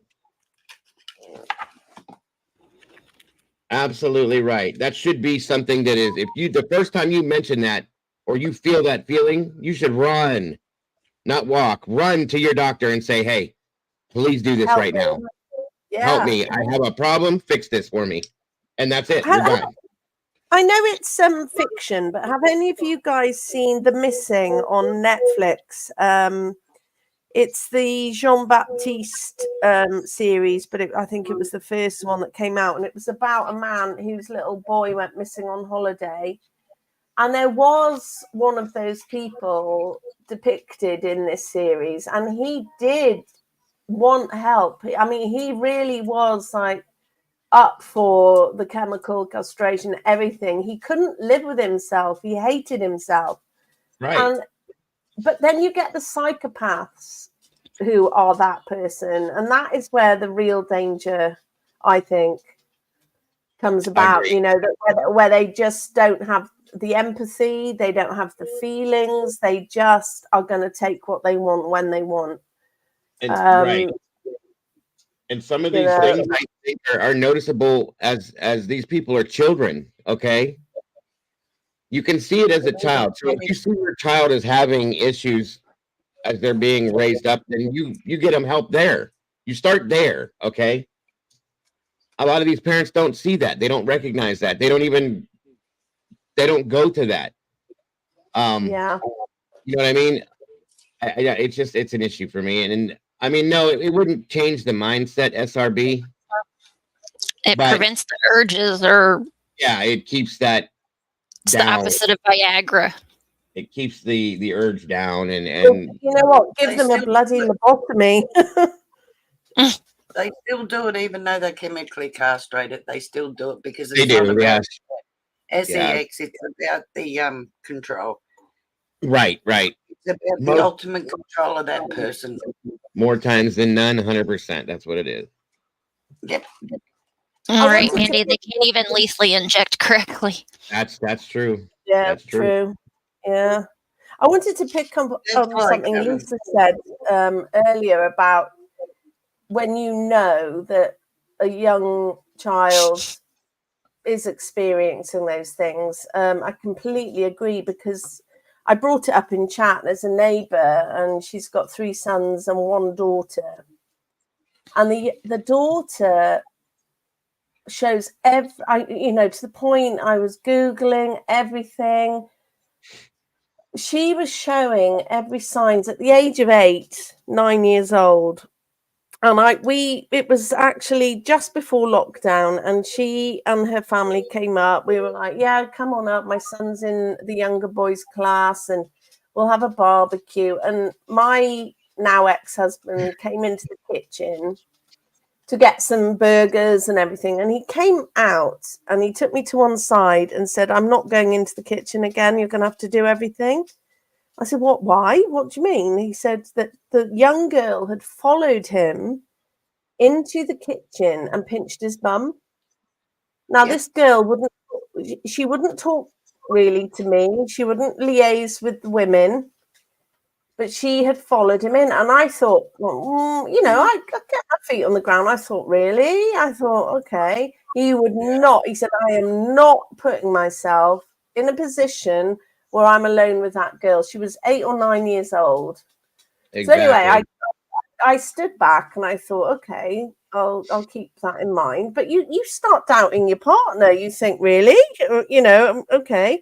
So anyway, it was then in lockdown and we were very naughty. We went down to the house where they lived. It's like a street, and the kids were out they weren't going near each other, but they were on their scooters and everything. And this young girl came out of the house in the middle of the afternoon with a dressing gown open and just knickers on. And all the men all the men in the street were sitting in their front gardens drinking beer. They were in their family zones. They weren't mixing, but she came out like that. And her mother kept saying, for God's sake, do your dressing gown up, go and put clothes on. And she wouldn't. And she was parading around the street in her pants and her dressing gown. And the dressing gown was open. And then, sorry. They know no better. No, keep going. I'm sorry. I didn't mean to interrupt you. No, that's okay. Well, then the mother said to me that she doesn't know what to do with her daughter, that she gets off the top bunk with her brother underneath it with nothing on, and then said, I'm really upset with the school. They've told me that she's said to them that her brother touches her, and I've really had a word with her. She's causing trouble. And, the school never followed it up, never did a thing. And I came away thinking, you are her mother and you've told her attention seeking. And that was probably her only opportunity to say something. And then another afternoon, there was a whole bunch of us, not just them, sitting in a beer garden, a hot summer's day. And there was a man sitting with us, he's harmless. He's having a chat with us all. And he must have been, he's probably, 45? She would have been now, rather than 8 to 9, but now 9 to 10. And I watched her and she flirted with him. She was so kind of aware of him and coy, and she wouldn't look at anyone else. And I thought, this young girl is so sexually aware and has been now for 2 years. That's where people attack these young girls, including parents, because when they're touched, they become provocative. And people look down at them and think, and call them names. They don't actually understand why they're doing it. It's the attention. My biggest pet peeve Yeah. through everything I've learned and had to teach others, parents, relations, etc., that this is all this child knows now because of Exactly. what's happened to them. So that's Right. all they think they're good for, especially when an abuser will constantly tell them that is all you're going to be good for. Right. Yeah. And they The get one also thing you're going to be they good for is to be put on the street and to be sold. and they also add they put that together with positive attention because they don't get it any other way, and they think that that is the only way they're going to get love or Yeah. positive attention. It's very sad because they don't get it any other way, so therefore they feel that they have to do that to get that attention. You know what I'm saying? And it's so disgustingly sad. It really is. Lisa's absolutely right though, because that is all they know. In some senses, they absolutely don't know anything else or any other way to feel that way emotionally. It may hurt other ways, but emotionally it makes them feel important and wanted in that life. You know what I mean? And it's sad. Exactly. Can I say something? Yeah, ma'am, please do. I'm sorry. I've got to get this across. If a child is abused sexually when they are young, sometimes it does not hurt them. It hurts them emotionally, although they're young, but physically not, believe it or not. And what people don't understand is, okay, I can talk from experience here. Two separate children treated two separately, two different ways. One abusive, one not. The one that's not abusive still loves her father. Mm-hmm. And it took me a long time to understand why. Yeah. And to accept it, right? But they do. And the other one absolutely cannot stand the thought, sights, even changed his name, everything. But the other one, yet most certainly loves him. And I Yeah. had to fight and accept that. And I do. And I now understand why. Because she wasn't hurt through it all. Strange as it might seem to people, she actually wasn't hurt.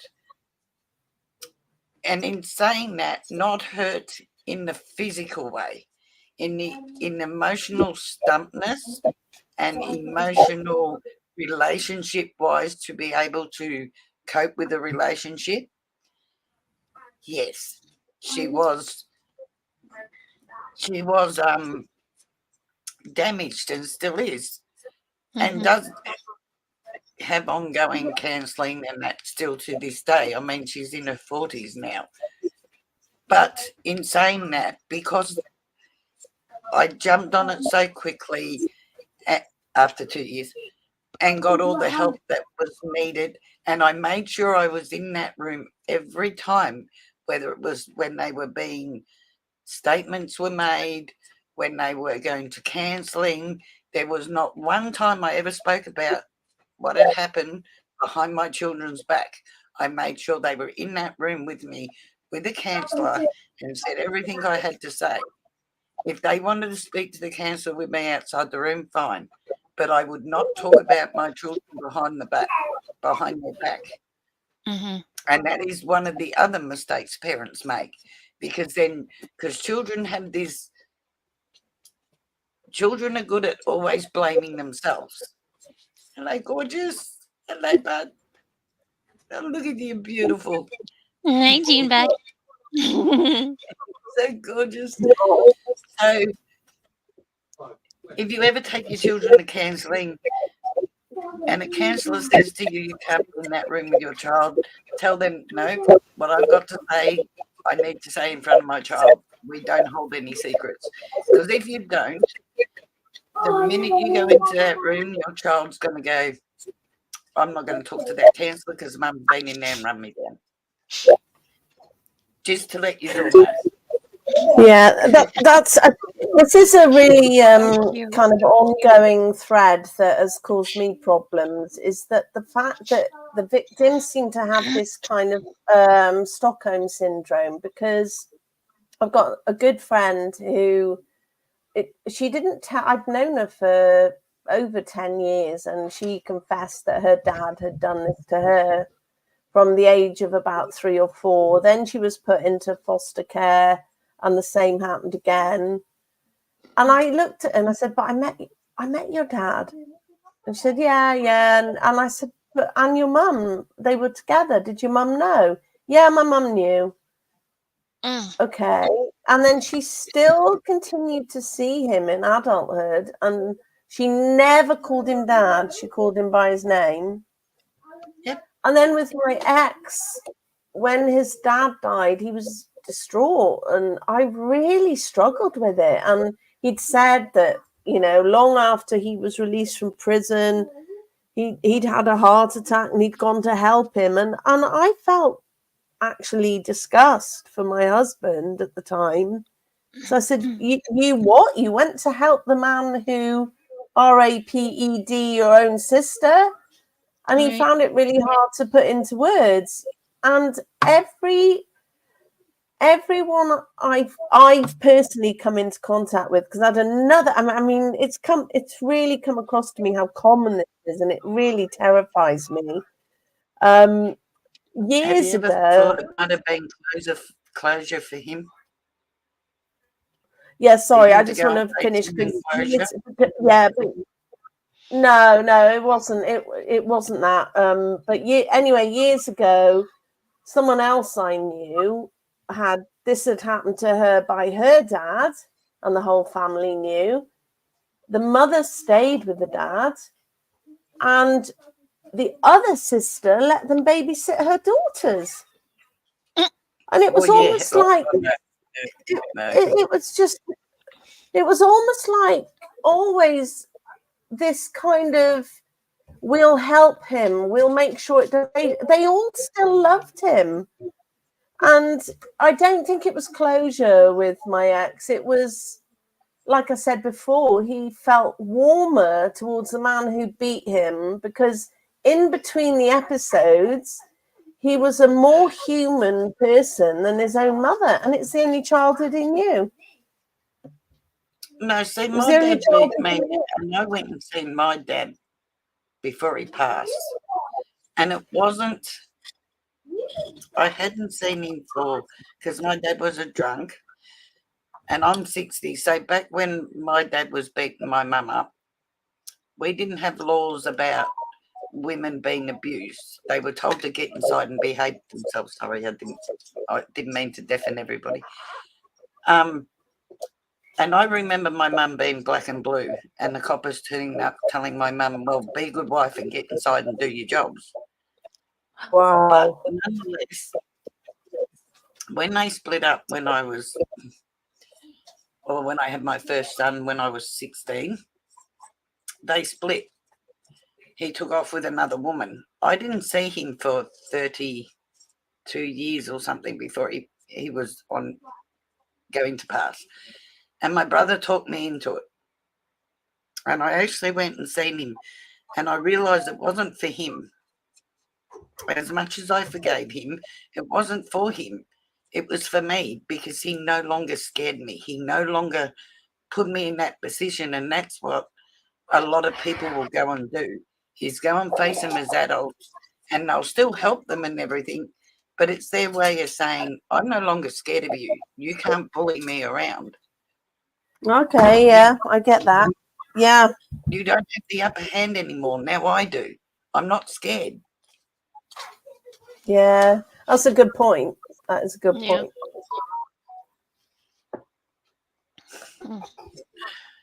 Sorry, go ahead. No, go ahead with what you're going to say, and then I'll say what I was going to say. Go ahead first. No, I was done. No, it's fine. Honestly, Dago. I have a bit of a different story. A lot of you know partially the story why I'm very highly against physical abuse, especially towards women, because of my sister's father when I was very young, 5, 6 years old, I would lay in bed at night listening to him beat my mother and her begging for him to stop. And my sister never really knew him. My mother finally got him out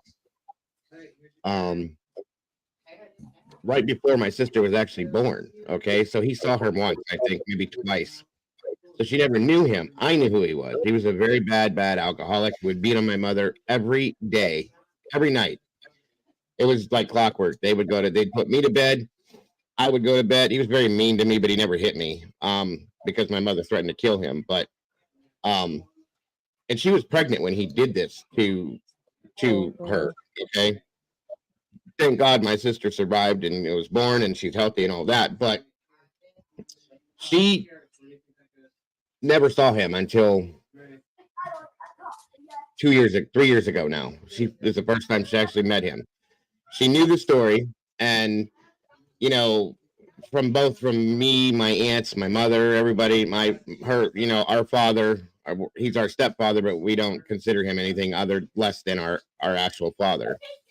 Who's been married to my mother for 42 years now. So he got a hold of her and wanted to try to build a relationship with her. My mother was very, very, very, very freaked out about this, as was I, and other people in her family. So it went okay with her. She's okay with this and that. And I think he became, he went to rehab and got clean from drinking. And it was part of his rehab was to fix the things in his life that he screwed up. Well, he wanted to talk to my mother and I both to apologize.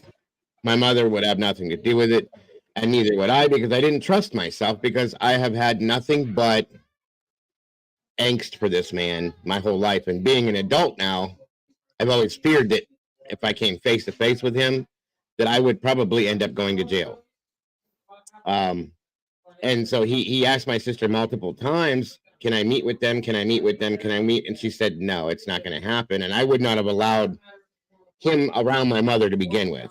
Okay. Whether she wanted to do it or not, I would have argued with her. I can't control her, but because of that. So I have a very bad issue with that. It's something that maybe should be dealt with, but I can't say that I can control myself. I'm afraid that I would get in a room with this man and just go insane and just try to hurt him. Do you know what I mean?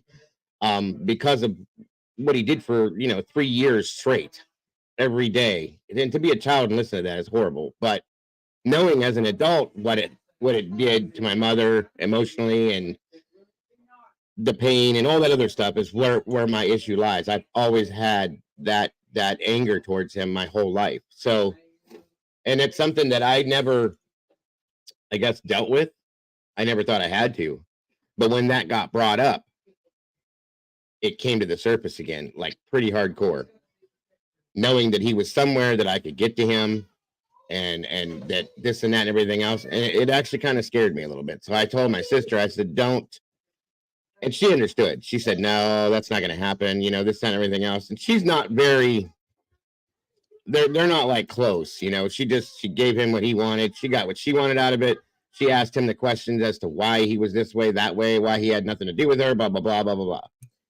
And then my mother told her a story the day that he left that completely changed her mind. And it's true. That when he was moving his things out, a friend of his was there with him, helping him, and he came up the stairs, and my mother said, make sure you take everything because you're not coming back. And he pulled a gun out and held it to her stomach. And he goes, I could end all of this right now. And if his friend with him hadn't walked up the stairs, who knows what he would have done. I wasn't there that day. So and that story was never told until after my mother or my sister had met with him, and my mother was scared to death that he was going to do something to my sister to hurt her. So that's why that story came out. And I never had heard that story either, which made things worse for me, but it is what it is. So I've been thinking actually about going to therapist to try to deal with the anger. that I have towards that. But that's why I'm so against that kind of thing. Right. And it just, what you were talking about reminded me of that situation. So it causes a lot of hurt to people and a lot of emotional damage to people that people just don't understand. And it like I said, there's so many different variations of abuse. Like, he was very mentally abusive to my mother as well, and emotionally abusive, you know, one of those people. And he would scream. I remember him screaming, being drunk, just sitting there screaming and screaming and screaming. And it was just, that's all it ever was. It was horrible. So I don't know, it's just something this conversation reminded me of it. So I just kind of wanted to share a little bit of that, because it's a different situation, you know. But I've been thinking about talking to somebody about, to try to deal with the anger, the fact that I don't trust myself being in a room with this person. I should be able to. Not that I don't think I think I'm strong enough to know that I wouldn't do something, but I have that thing in the back of my mind telling me, you're going to grab him and try to do something to him if you see him, because of that anger. Do you know what I mean? So just one of those things, guys.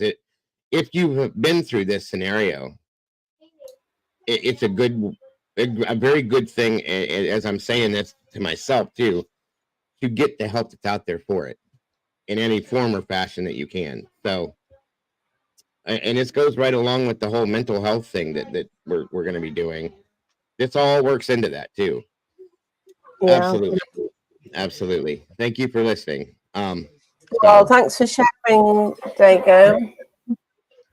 I think what strikes me and really frightens me is how common it is. Right. Was it Lisa said 1 in 3 families where you are? Yeah. Australia. Sorry, one And second. abuse, can I just say, abuse does not just happen with girls. Neither no. does DV. Just Right. happen with females. And Very I'm so true. sick of hearing that you're a guy, you should be able to cope with it. No. And it doesn't just happen physically. Like, if you're, like I said, like in my situation, I wasn't being physically abused, but it's a form of emotional abuse to have to listen to that, to know that that's happening, to know that you're the mother that I adore, that takes care of me, is being hurt in that way. Do you know what I mean? So that's abuse as well, guys. Mm-hmm. Yep.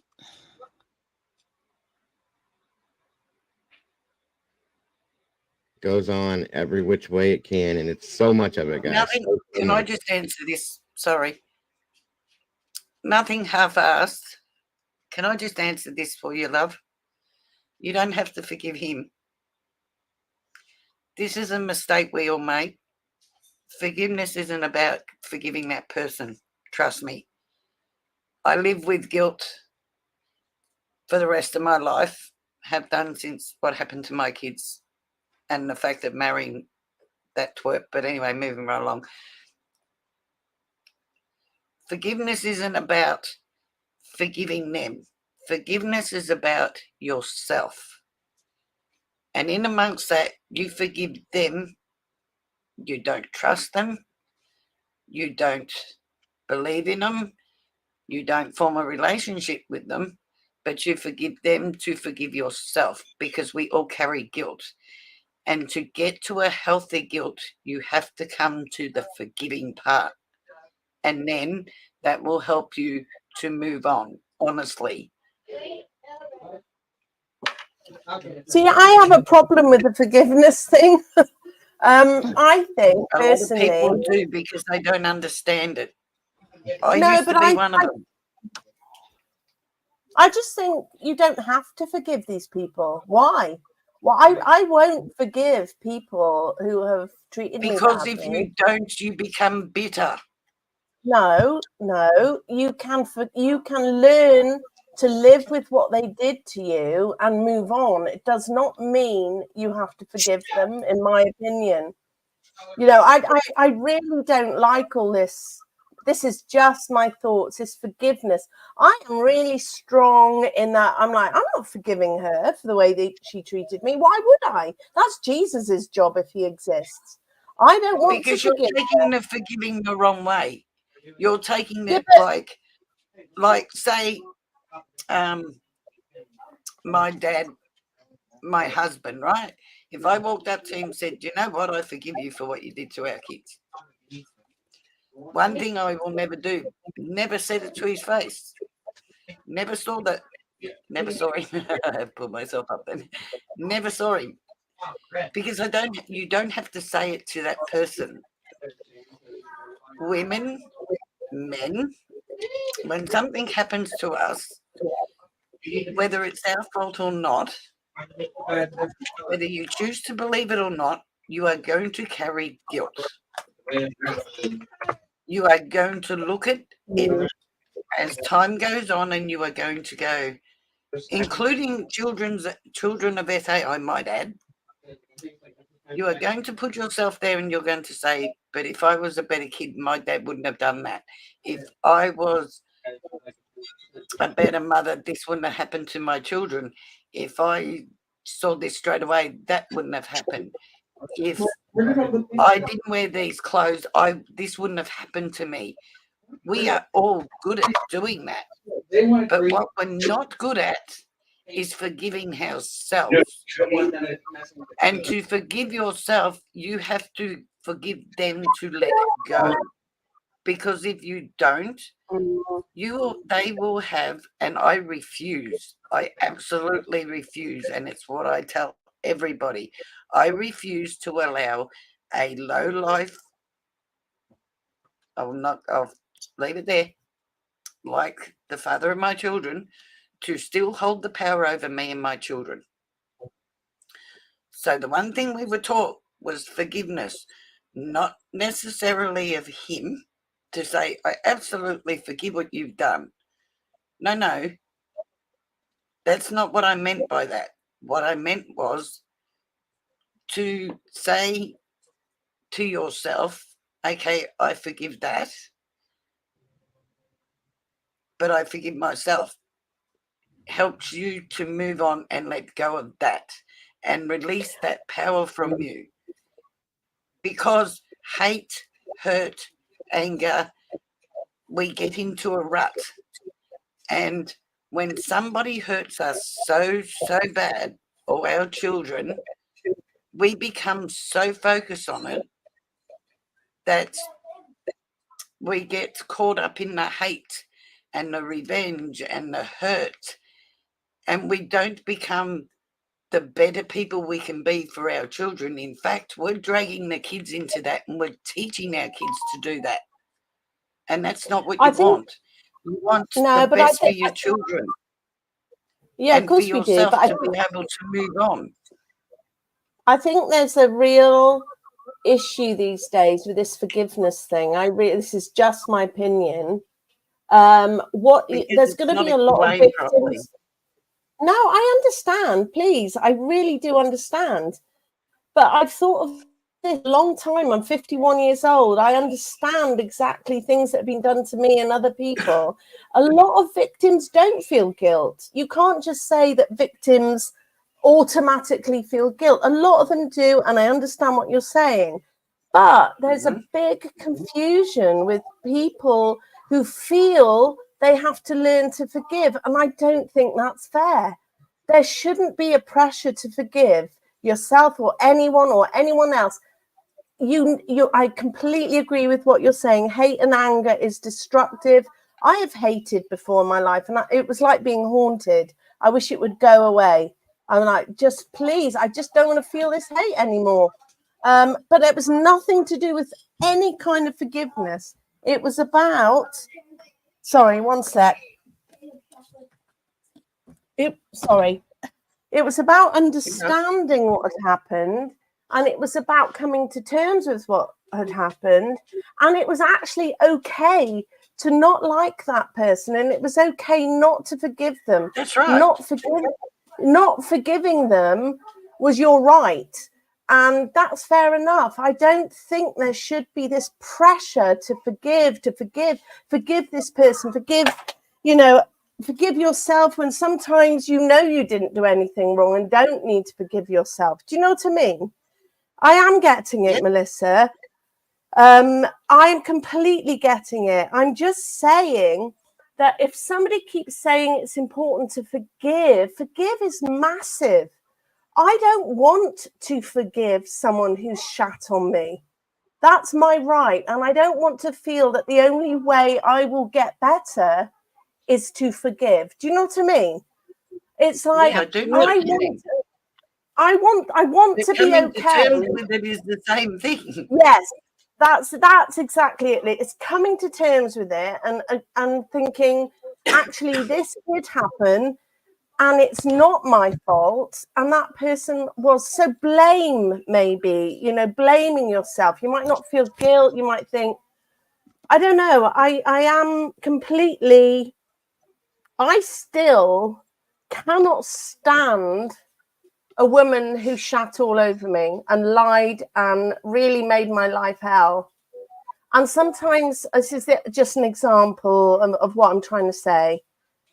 I think you should perhaps just forgive her. And then I think, but I don't want to. I don't want to forgive her because she was a shit. She ruined my life for a couple of years. So therefore, I became happy in the fact that it was okay to not forgive her. And then I could move on because I'm like, I'm allowed to actually not forgive this person.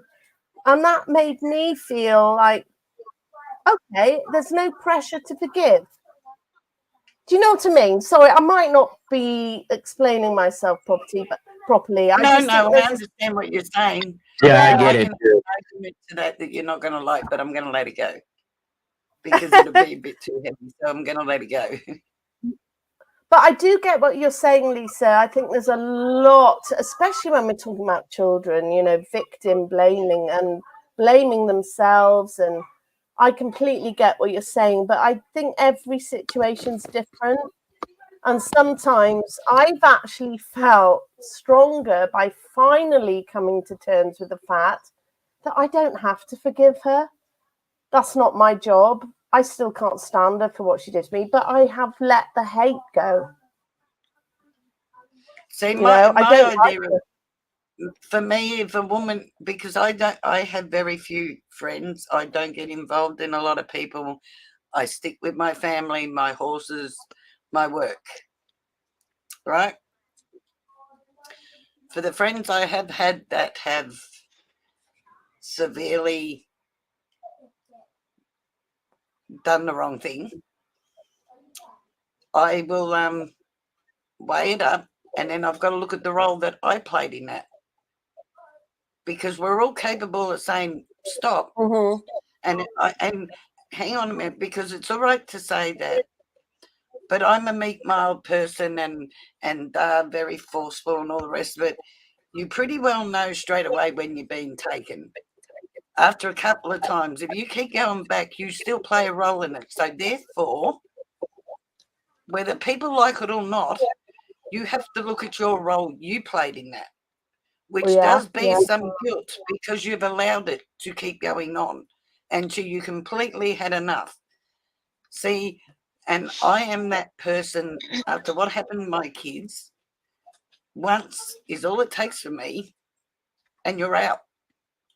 And I will tell you to your face, listen, thanks for the friendship, appreciate it, but you're not my type. I don't like your attitude, and I don't want nothing more to do with you. This is it. This is where it will end. I will be courteous if we come across past each other. I will be polite. I will treat your kids respectfully. But do not ever think there will be any kind of form of relationship, friendship, or anything else ever again. And I can walk away because I will never, the same if they fire up, the same as my kids, and my kids will tell you this. My kids will fire up and start yelling at me and I'll turn and walk away because I am not a person that one will hand over my power. The minute you enter into a yelling match with somebody or a fight, you might as well go, you win, because they're going to win every time. Because you're no longer fighting about the right thing. You are now fighting about, I want to be right. No, I want to be right. You've lost the fight. I will never start yelling and screaming and hand over my power. I would rather just say, listen, when you calm down, come and talk to me. That's so wise. You know, my aunt, I'm talking probably 25 years ago, she said, never hand over your power. And it's such wise words, and you don't always understand it. And I still make that mistake. And you're the only person who I've heard repeat it. Don't give your power away. And I try and live by, definitely now, definitely. Yep, the minute if you're in an argument, if you're in an argument, whether it's your loved one, your children, you'll never beat children. Trust me, you will never beat a teenager in an argument because they can be more hurtful than you. I've got so much learning to do. They will yell. He's only 8 weeks old. I'm struggling. I know teenagers, and they will yell. I got 13 grandchildren. Wow. 10 of them are teenagers. Oh. Trust me, they will yell to try and yell you down, and they will say the most foulest, cruelest things if you are yelling. And see, the one thing my grandkids can never get Nan to do is to fight them. The minute they raise their voice, I go, either lower your voice and we talk like adults, or I'm leaving now. And then they're the usual, and I've gone. And like I say, now why aren't you fighting with me? I'm not giving my power to you. You're going to win every time. I'm not that you're way ahead of me in this. My son's only 8, and so maybe you could give me some advice here, because I will say, Sonny, calm down. Let's talk, Sonny. Please do that, Sonny. And it'll be 5 chances, and then I yell, and it's the only way he'll jump a bit. But I roar like a lion. Then I'm like, I've asked you 5 times, and he's like, oh. and then I feel like crap because I really didn't want to shout. And then I sit down and have the chat and say, I really don't want to shout at you. I don't understand why you're not understanding. There's the dog agreeing with me, by the way. I think 9 was the hardest age with my kids. I can't get. We've tried, and it worked for a few weeks. I'd say, right, I'm going to do code word boiling point, where you're pushing me to a point I'm going to shout, and it worked. And now he argues over boiling point, and then I'm like, right, I'm curious.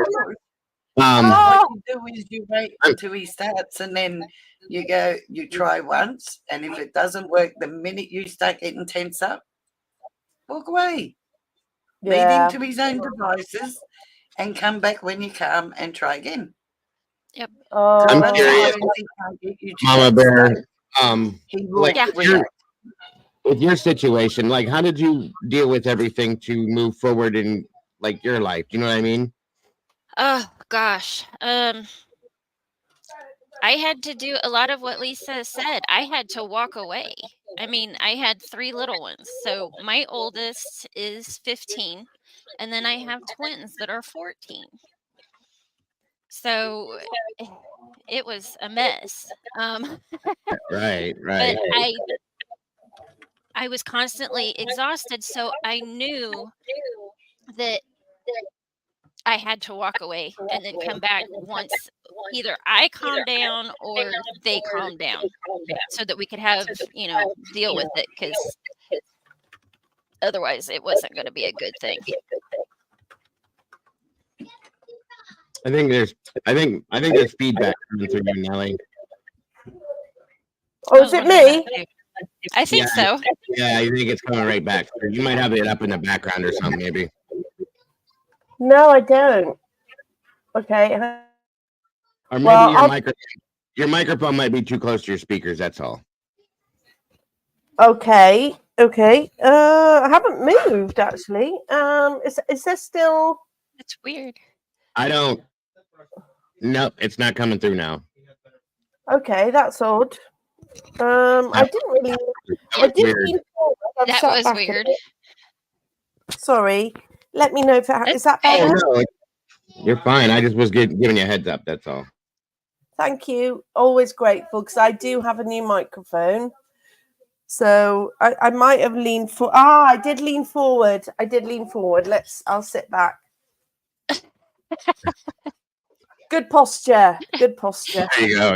Up and straight. There we are. Yes. Yep. Yes. Hey, golf. Oh, golf inspector. Hey, golf. Yay. It's like, where is everybody? We're hiding over here in the corner, as Tomboy said. I finally found you all. Hello. I feel like I'm Is it cornered cold here over now. there? Right? Come on, guys. Go find some other testosterone and bring it in here. I feel like a little scared here. Yeah, we're stinky. Where'd Mikey go? You left me. He was smart. He left me and ran. He right. ran. He knows what he's doing. He said, too many women. Gotta go. Surrounded by all these awesome ladies, and I'm all by. I'm looking in Virginia chat. left too. I'm all by myself. Like, whoa. Yep. Virginia and Mikey left. You can Yeah. handle it. Very good. That's okay. That's okay. I can handle it. No big I would deal. think so by now. Jeez. Yes. Is it cold over there? Yes. Here it is. Yes. See, my door is finally open. Oh. It is. I'll tell you what the time is. It is 5:18 and it's still 37 degrees here. Yeah, you got your. And you got your door open? Yep. You're at the end of your summer right now, aren't you, Lisa? Are coming close to the end of it? Yeah, but the last 4 days we've had 38 degrees to 40 degrees every day. And I'm That's- loving it. Is that Celsius or Fahrenheit? No, that's Celsius. Usually Yeah, Fahrenheit. Okay. That's It's what I thought. warm. They're opposite us. It's warm Yeah. for them when it's like that. Yeah. Yeah. I was like, David- wait a minute, 38 degrees in it. David taught me that one day. I had a whole confusing conversation with him one night over the phone, and he's just going on and on. He's like, it's like 20, 28 or 29 degrees and this and that. And I'm loving it. I'm out here in my shorts with my shirt. I'm like, are you insane? Like, what are you talking about? And he's going, he said, Dago, Celsius. And I went, and I had to look it up real quick. And I'm like, oh, okay. Now I'm thinking you're crazy here for a minute. And I finally figured it out. And he's like, yeah, he started laughing. He goes, I thought I told you that, but yeah. And I had the seasons backwards because I didn't know that their seasons were opposite ours like that. Yeah, I didn't know that either. So when we're going into summer, they're going into winter. Yeah, it was snowing here this morning too. We had a blizzard going on. I'm so angry about it because I thought that spring was here, and then it just starts blizzarding outside. It's like, gotta love Ohio. Oh, you So know, it's you just wait 5 104 minutes and it changes. Fahrenheit. 104? We know the family reasonably well, and couldn't expect it. The agency can now reveal Patrick Stevens. Where are you at? Nothing half-assed that it's snowing. Just curious. Whatever, Doodle. What? That's what. How is this 60? Doodle, aren't you in Minnesota? Missouri? Minnesota? Missouri? It's 66. It's hard to believe it's warmer. Well, there's a bunch of us Ohioans here. Then I forgot nothing was from there too. Oh, okay. SRB's in Ohio. Yeah, I knew she was. Me and Zelda's here in Indiana. Which There is used to be a bunch of us. Okay, in sorry, I Indiana lost you. So did you say that it's basically 104, Lisa? What? Did you say that that equals to be 104 degrees there? Yes. That's too damn hot. Yeah. Oh no, that's lovely. That's my heat. No way. Oh, no. That's right. Yeah, I The looked it up. It's heart- 104. What's your humidity like? Sorry? What's your humidity like over there? Yep. Yep. My Well, horses Should have aren't like thought, it, Doodle. but I'm loving it. It's about time we got a good summer. See, I don't mind Well, the good heat. days. The heat, if it's heat and it's dry heat, I'm okay, but that humidity is what kills me. I hate that. Yeah, it's so hard to breathe when it gets really bad. Joe, I Yes. had a couple of friends for you too. No. See? Nope. You guys, that's why I'm sitting here looking at your doors being open, just like nervous as all hell that one of them things is gonna just come walking right on in and take its place next to you at the throne there. No, it's all sprayed. That's not enough for me. You guys, if you're not familiar with the insect population over in Australia, they have mutant, and I'm talking, and this lady here, Seriously. I wouldn't have a computer system. I'd have shot my computer because she said she had one of these things on her computer screen sitting just perched there, and I'm like, nope. And I'm not talking about a little spider, folks. I'm talking about a little spider, folks. Okay, the size of your hand. Come on, no. There's spiders there. She told us a story last year about a spider She did. chasing her son into his truck, you guys. That is not normal, okay? Nope. David's been trying to get me to come to Australia for 2 years now. Hey, he's got bigger spiders up there than what I do here. I know, he does. He showed me. No. They live in They the have house. bird-eating spiders up there. They have their own homes up there, folks. No. Can't do it. Yeah, exactly. The chest pain comes quick. No. 29 palms. You guys don't have a clue. As soon as I saw Okay, here, I'm going to show a picture, and I'm giving you a heads up, Dago, because I know of your arachnophobia. I'm giving you a heads up Yes, so I don't so throw am you I. into Believe a it or not, panic so am I. attack. I don't want to throw you in a panic attack on a life. Anybody else that's an arachnophobia? Here we go. I have severe arachnophobia. I just get them with a vacuum cleaner. Yeah, you do. That was so funny when you told that story. I don't was know like, how you "What?" can get something that big in your vacuum cleaner. No. Yeah, right? All right, where'd that picture go? Hold on. Nope, that wasn't it. Where'd it go? Dude said, "Oh my god, I'd be like bacon in a skillet." I know. I know. 104 like, what? degrees. That's crazy. Yeah, I just couldn't. When I got over, and Lisa and David, they're like, "Yeah, they're everywhere. It's no big deal. They live here," and it's like, "Oh hell no, Yeah, rain spiders. Which is So probably the spiders are. much Here's the like thing, it. guys. We know that spiders eat other insects, and we know how big typically we'll see spiders. You know, they get okay sized around here. But what the hell insect did the spiders over there eat? Did they eat? Nope. Gotta fix Pretty Birds, they go. Nope. Pretty. Yeah, they eat birds and rats. Those things eat dogs and cats, you guys. They don't eat insects. Yeah. Right. Yeah. Isn't it the little ones you have to be scared of out there, like the little tiny black ones? Huh? I Is don't it the care. little- the little ones, the huntsmans. I'll go to get them with the vacuum cleaner. If they move, I drop the vacuum cleaner and go, right, you've got the room, I'm out. What is the one called that takes your son? Listen, I have jumped out of a moving car because there was a huntsman on my windscreen. And I'm doing 60 and I've literally opened the window, opened the door and jumped out the car while it was going and just let the car just run off the road. Honestly. Oh, God. I know, I get it. Oh. I am with you on that, Victoria. I have always been fascinated with spiders. I don't want to like hold them or, but like when we go to the zoo, that's like my first place I want to go is I want to go see the spiders and the snakes and that kind of thing. I did want a pet tarantula when I was younger, like a teenager, and my mom was like, "You're nuts."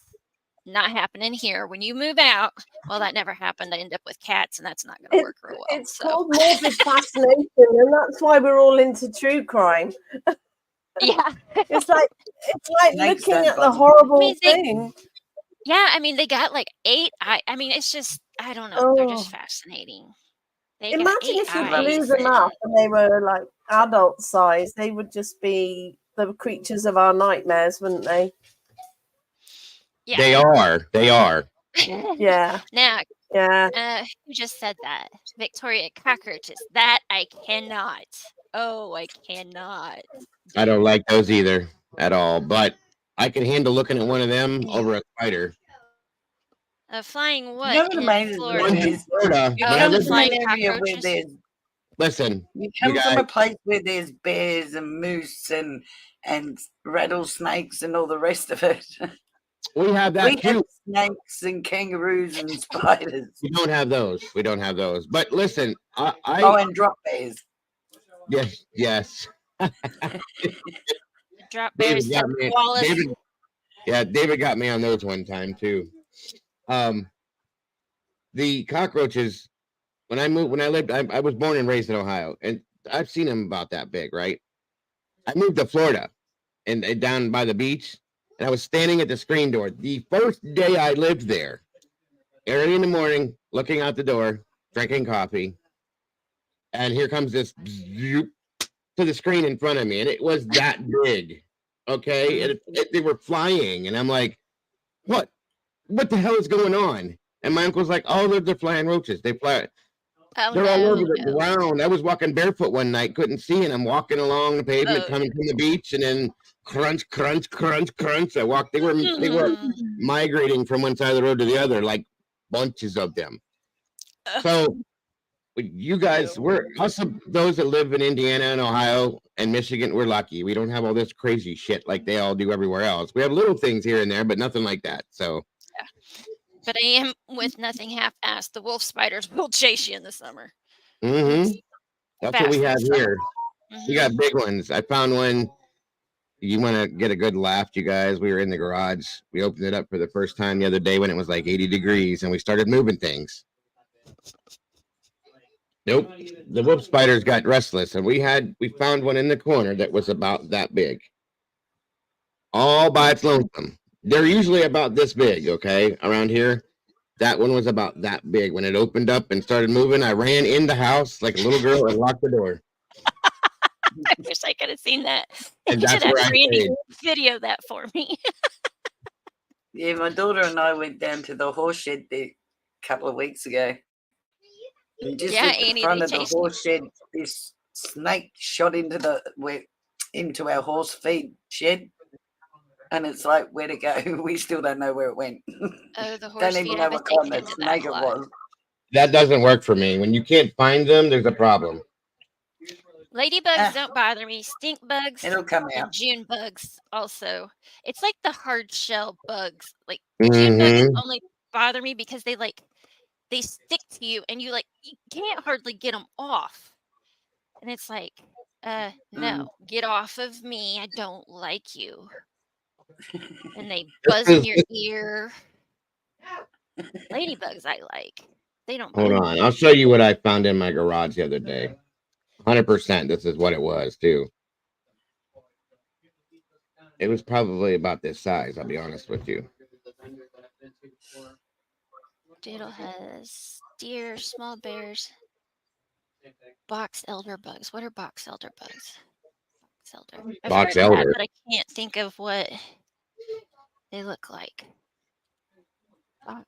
Here, Mama Bear. This is about the right size. If you can picture this, it doesn't look so big on the picture, but that's what we find. I find these all the time. All the time. Even in my house. Yeah. And they will chase you. Yeah. Yep. I never knew that, but they will chase you. That's about the right size for that one, I'd say. Mm-hmm. Mm-hmm. You can put it down now. I don't need to look at it anymore. The same as huntsmen will scream.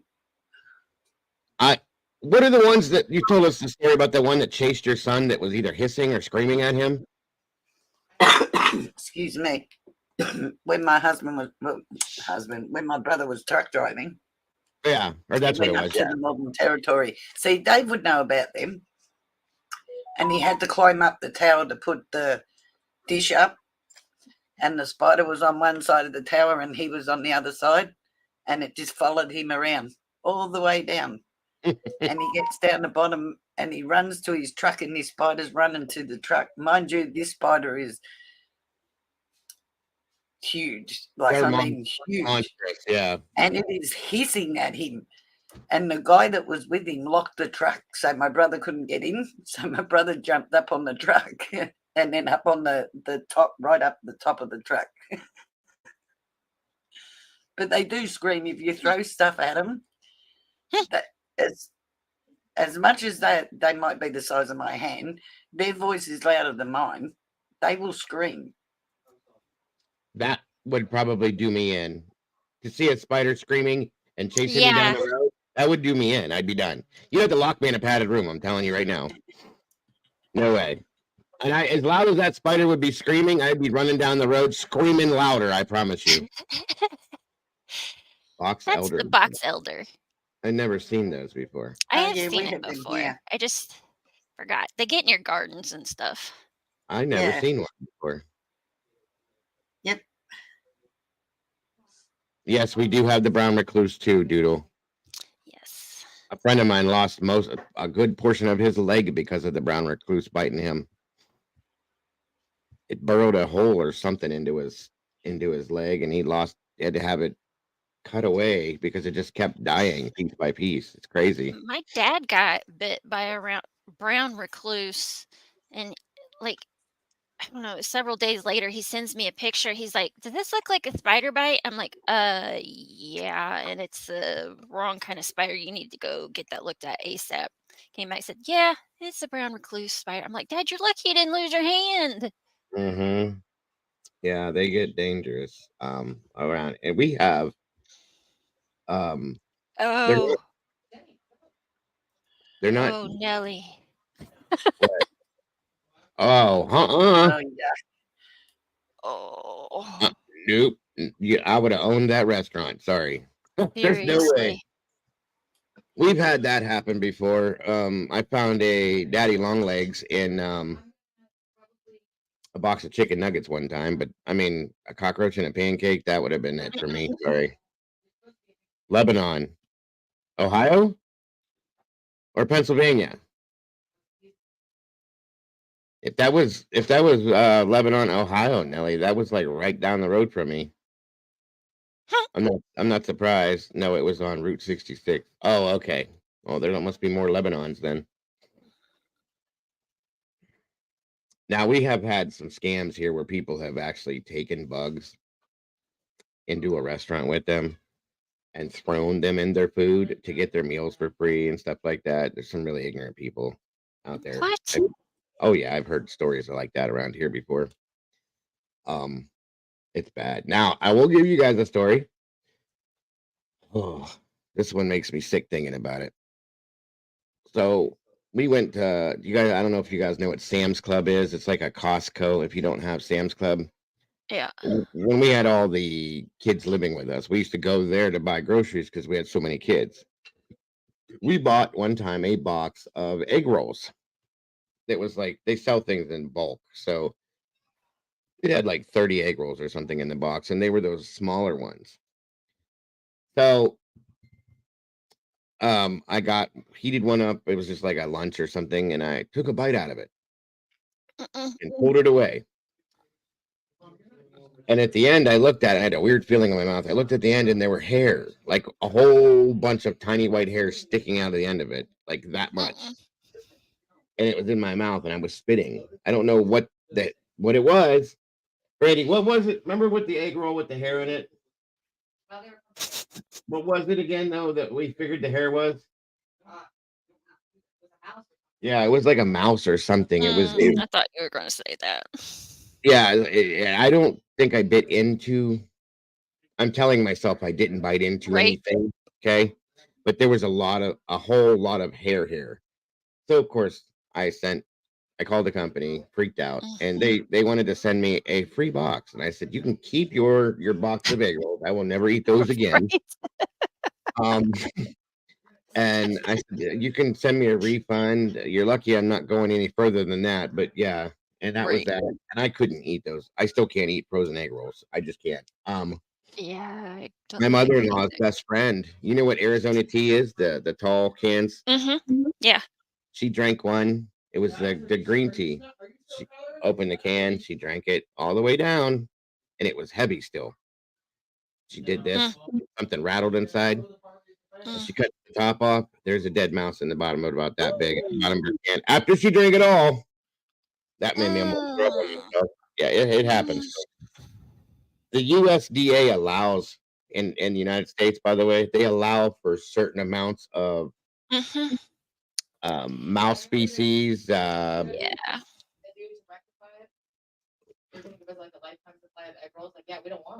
Yeah. That's what it was. A lifetime supply of egg rolls. I said, nope, you can keep them.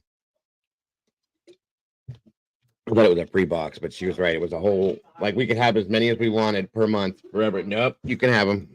Bye. No, thank you. Yeah, there's a certain amount that the USDA allows for insect, mouse, feces, different things, guys. It's crazy. Like all these factories and stuff. You ever watch documentaries on factories? No, because I don't want to know what. That's it's a real thing, you guys. I don't know what it's like overseas over there with like you, Nelly, and Lisa, but they allow for that stuff here. It's crazy. Orange juice. Don't ever watch. If you like orange juice, do not ever watch on how they make it. Don't ever do it. Yeah, they're not allowed for an entire mouse. Nothing. You're right. No. But I mean, if there's a tail or something, it'll. Sure. Yeah, it's no big Right deal. on through. Yeah, Yeah. I mean, we eat, guys. You know this. But we eat a certain amount of insects a year as we sleep and things like that. Anyway, but no, you don't want to know about the orange juice, Nelly. At least not here in the United States. You don't. You don't. I watched that and I was like, I haven't drank orange juice since, and I loved orange juice. So if you like it, don't ruin it. I'm telling you. Hunt your own food. That's right, Doodle. Yes, but I love animals, so I can't. Yeah. Should said, cool, we eat 2 boxes a week. I'll take money for life. Yeah, right. That's what I said. I said, I'd rather, if you want to give me a refund, that's fine, or monetary, but but we'll not eat these again. Sorry. I was a little traumatized over the egg roll thing for a while. I was like literally physically sick for like 3 days. Sometimes you eat insects on it. Yeah. I mean, some of them you can eat, not that I would, but if you have to survive on that, sure. Yeah, Victoria, I couldn't do some of those game shows like that. I just no. I'll just starve to death. That's fine. I don't care. I'm I not eating literally bugs. threw myself into a full-fledged day-long panic attack watching that one show that used to be on where you would lay in like that glass box and they would dump spiders on top of you. Yeah. What was that? Survivor. Fear Factor. Yeah. Fear Factor. Yes. Yeah, my they're all behind me helping along. Yeah, I threw myself into a whole day long panic attack watching that one day because I bet. Couldn't get over it. No way. No way. Nope. Yep. Fear Factor. You can keep your fear and your factor because I don't want none of it. Yep. Water fasting is great. Yeah, I don't care for water, but I'd rather drink dirty water than eat bugs. Well, you can make yourself really sick doing that though. Yeah. Just take my t-shirt and I'll filter it out and, do all that fun stuff I learned in Girl Scouts, but oh yeah. They teach not you all eating that bugs. fun stuff. Now, what is it that we had one time that wasn't bad? Chocolate covered grasshopper, I think it was. And then you can roast grasshoppers. They're actually not that bad. There's really no taste to them. If you don't tell me what it is. Right. That's it right there. You get the visual in your mind immediately and forget it. Yeah. And that's like I don't have anything against people hunting at all. I love deer meat. But I couldn't kill the animal myself. But Yeah. if somebody wants to kill the animal and everything and then give me the meat, I'm good with that too. That's why we got our doodle bug here. She can go get them all. Right? She got 2 deer one time just because, what was it? Or did you get, no, you got one the opening day, I think it was, she said that I was her good luck charm. Zelda said, my dad did heating and air conditioning. He heard the health inspector tell the El Rodeo people that they could not scrape the leftover salsa into a new bowl and serve it again. Yuck. Oh my gosh. You got to play. We have an El Rodeo here, Zelda. Yeah, we've got a lot of them over here. Oh, I'm back. I've Finally get worked the in dog restaurants. situated. That was our It's favorite place. shocking. Yeah, that was our favorite place, and then they moved the restaurant to a bigger building, and we went there, and I ice skated across their floor. It was so gracie, and I was done after that. I tried something chocolate covered, but not sure what it was. I'll have to ask my sis. Oh wow. That's crazy. But bugs are a delicacy, aren't they, in some countries? Oh Yeah. They can have it. Yeah. I've got a bug. There's a bug farm not far from me, and they've got a bug restaurant. And so there they are, kind of preserving these beautiful bugs and everything, and then they're cooking them in the restaurant. I was like, no, I'm okay with that. You keep it. Not for me. I've seen like chocolate covered ants and chocolate covered grasshopper. They do the thing that, like chocolate covered cockroaches. I couldn't. No, they're so dirty. Cockroaches are so dirty. I couldn't imagine that. But look at prawns. They just kind of trawl the bottom of the ocean. They've still got their feces all over their backs, and we love those. Well, yeah, you're right. I clean the hell out of them before I eat them. That's for sure, though. I know, but they're very insect-like, aren't they? And they're bottom feeders. Mm-hmm. They sure are. Not that kind of bottom, but same with crawfish. They're about as dirty as they come. You know, they're bottom feeders too. SRB said ocean, please. That's a new one. But yeah, we love crawfish, but you got to clean the hell out of them. Mud bugs. That's what they call those here too. Crawdaddies, crawfish, mud bugs, but they're good. They are good. Oh, here's Victoria's a story. right. I remember. Yeah, go on. I was just gonna say we had a Chinese buffet here when I was in high school that we loved. We went there daily, like not daily, but weekly. Sorry, it was so good, and it was open for a good 3-4 years. Okay, and it was always busy, packed, had great food. And then one day we went by, and the building had the yellow tape across the front doors. It was shut down, and we were all like, "What's going on?" Blah blah blah. And then it came across the news that somebody made a call on them. The health department showed up, and they found, I think it was 35 or 45 dead cat carcasses in the dumpster that were all the meat was removed, and I was like, I was done. Like I love Chinese food. I couldn't eat Chinese food for I don't know how long after that, but it was just like, what are you talking about? There's no way. And it's a thing. Like over in Asia, I guess that it used to be a big deal kind of stuff. So they were doing it here too. Yeah. Unbelievable. Sorry, one second. The door. Yikes. I remember it's not revolting, but I remember being in Hong Kong and it was the big dilemma where to eat.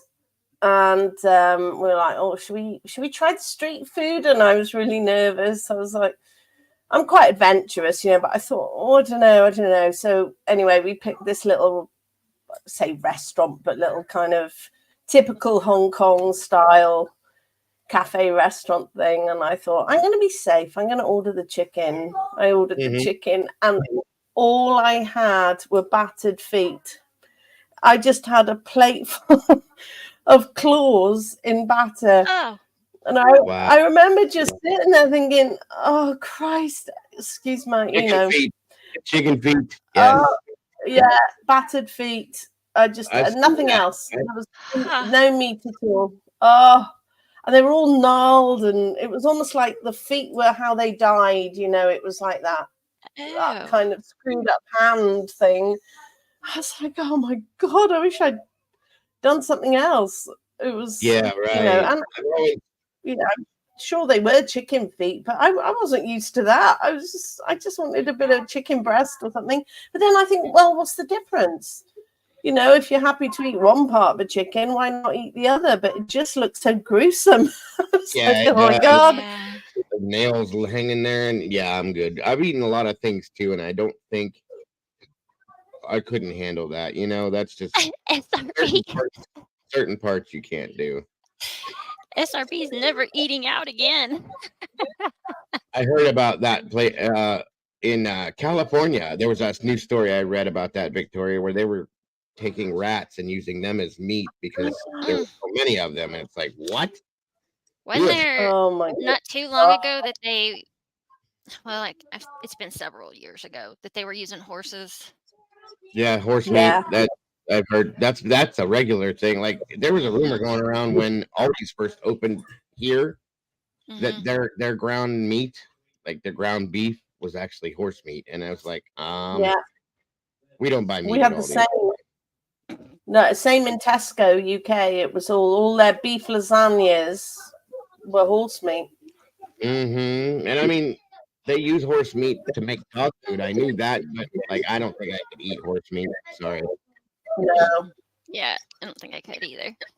I've always liked calamari and that, and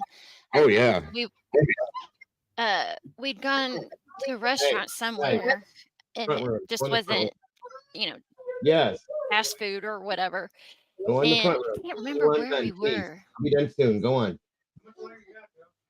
Maybe it was when I went on the trip to the. I have to go, guys. Oh, all right, Lisa. Well, thank you for being here. It was great to hang out and talk. Take care, everyone. Love you all. Yeah, she's leaving us. I suppose when you look at animals, a cow and not a horse. They've all got eyes and sweet souls. Why eat one and not the other? I guess, it depends on, I think it's because we've classified certain animals in our lives as domesticated in some sense. So therefore it becomes a thing. You know what I mean? That's why I think different countries can eat different animals and it's not a big deal. Their fat. The fat in their bodies, nothing, is what they use to make glue, I believe. Which is interesting to me. I love frog legs. I've eaten just about everything, you guys. My uncle was one of those people that hunted and trapped and did all that and made me try everything. And honestly, I've always liked calamari, and I don't know if we were on the trip with my family, maybe in the Bahamas somewhere, and I got calamari. Well, it still had the suction cups on it. Yeah. It was a little harder to do than just the... That wouldn't work for me. You got to clean that up. Yes. Yeah, I was like, oh, I can actually see the shape and the tentacles and this. Oh, wow. We get that a lot. We get that a lot here with calamari. You mean you like the calamari rings and the pieces that you don't, as long as you can't tell it's the animal. Well, I ate it and it was good. It was just, I was just kind of by it, I guess, at first. I was like, oh. It's a thing in some Asian countries for them to eat them alive too. The little small ones, the little octopus stuff, they'll eat them when they're still alive. And I'm like, nope. I can't imagine feeling something moving inside me. I'm sorry. Oh no, not me. I worked in a restaurant. I love lobster, and I worked in a restaurant, and I was smoking, and I thought I'm going to just go out for a quick cigarette. I had a break, and there was this huge tank out the back, and it was like death row. There were just these lobsters sitting there, and their claws were tied up so they couldn't fight each other. And just made me really sad. When you really think about meat eating, it is, I struggle with it. I'm not vegetarian. I should be vegetarian, because I do struggle with it. And I struggle, like you said, Dago, you know, we domesticate certain animals, but we have huge issues with foxes and fox hunting here. And people say, yeah, but you know what? They won't just eat a chicken, they'll kill your whole pen. Well, guess what? So will my Jack Russell dog. You put my dog in a pen full of chickens, it won't eat one of them, it'll kill the lot. And it's our choice. You know, it's humans saying, you know what, we've chosen not to domesticate the fox, but actually they could be. And they're not doing anything different to what our dogs would do. Right. And I struggle with it. I do struggle with it. Do they eat fox over there? No, they just kill them. I didn't think they did. I didn't know, you know, like I've had everything from, the worst thing I've ever had was possum. My uncle used to trap all this stuff. I've eaten raccoon, possum, bear meat, snake, squirrel, I love squirrel, rabbit, all that stuff. And the only thing that I didn't care for, well, the three things was raccoon, possum, and bear. And it's all just very gristly, gross, nasty meat. And I think it's due to the texture. Like if it wasn't like that, I probably would have not minded it, because everything else I've eaten is good. Alligator, ostrich. I've tried it different. I sat on an ostrich. I was out in South Africa and I sat on an ostrich, and God, the muscle in those birds. It had no problem holding me, no problem at all. But yeah, I tried ostrich and alligator, crocodile. I think I tried, and lots of local. You know, it's like when in Rome, I'll try their delicacies and their dishes, and you know, life's an adventure and all that. But I think it boils down to the way they're kept and the way they're killed. Yes, you know, I think that is the issue. Right, goat meat. I've had goat meat. It's actually pretty good. I don't mind it. I like it. I don't like that. What, Mama Bear? Doodle, my great grandma had goats, and I loved playing with them. One day she made the best pork chops. Yeah, they were goats. Mm-hmm. They don't taste bad. They don't. I mean, listen, the way I look at it is when God put this planet together and gave us these animals, there was a reason for a lot of them. You know what I mean? And, you know, along with everything else that grows wild, I think it was put here for that reason in some sense. So I think that's why it's okay, you know. But like I said, we've domesticated it with their rabbits. Oh my gosh. I've eaten beaver too. It's not good. I don't like it. Did you guys ever hear the Bridget Bardot story where she was on a film? I think it was her last film, and there was a goat in it, and someone said, "Can you hurry up with my goat because I need to cook it for dinner?" And she actually bought the goat and kept it, and that is when she gave up film and started caring for animals. No, I never heard that. I thought yeah, lovely story, because she became almost reclusive, didn't she, and just kind of gave her life up to looking after animals. Oh my God, I didn't even catch that till just now. You guys are a mess. Good Lord. The beaver eating. Yeah, it took me a minute to catch that, and that came out of my mouth, so that's awesome. Yeah. Doodle bug. I don't eat beaver either. No, neither do I. We don't have. You guys are dirty. Whatever. Mandy. Right. Yeah. Sorry, Mandy. I meant the animals. I don't eat male chickens either. You're a bad girl, Annie. Yeah, tree beavers. Yes, the tree beavers. I forgot that I said that till last night when you said that again, Doodle. You guys got a kick out of that when I did that day, I swear. I don't even know where that even came from. Okay, guys, I've got to jump down because I've got to make dinner now. It's getting a bit late. I'm pushing it. So if you're still on, I'll be back in chat. Thank you for having me. Yes, all right, ma'am. thanks for coming up, hon. It's wonderful to Oh, talk to thank you. you. Nice to see you all. I'll be back. I've just got to cook, so I'll listen All right, in. then. What are you Okay. making? Thank you. Oh, just pizza. I'm just shoving pizzas in, but I've got 3 different pizzas because everyone likes different pizza, and I got to take it up to my brother, and so I will be back Been there, soon. done that. Yep. No problem. Yeah, that was a bit. That was a bit of a. I'm cooking. I'm not. I'm just opening a packet and putting it in. All right. Yeah. What's wrong with that? It's It's a day of rest. Yeah, it's Mother's Day. I'm not cooking on Mother's Day. That's No right. chance. There you go. There you go. Okay, see you in a minute. Bye. See ya. Bye. Bye-bye. Yeah, I still don't understand where that name tree beaver thing came from. It doesn't make any sense to me. I was so irritated with it. I just started slinging words. No idea. Oh, I need There's somebody cheese. to find that and clip it for me. I'm sure somebody out there did clip it. I promise you. Victoria cottage cheese and chips. Cottage cheese. What the hell is cottage cheese? I like me some cottage cheese. I never heard of cottage cheese. There it is. Ro. He just flipped it around. That's all. Cat on a stick. What the hell are you talking about, Ro? That's what I was like. Whoa, Ro, what are you talking about? Wonder what happened to Juan Straight. Whatever, Mandy. We're having broccoli and cheese soup, homemade. Mm. It is so good when she makes it too. God, love it. This woman can cook her brains away.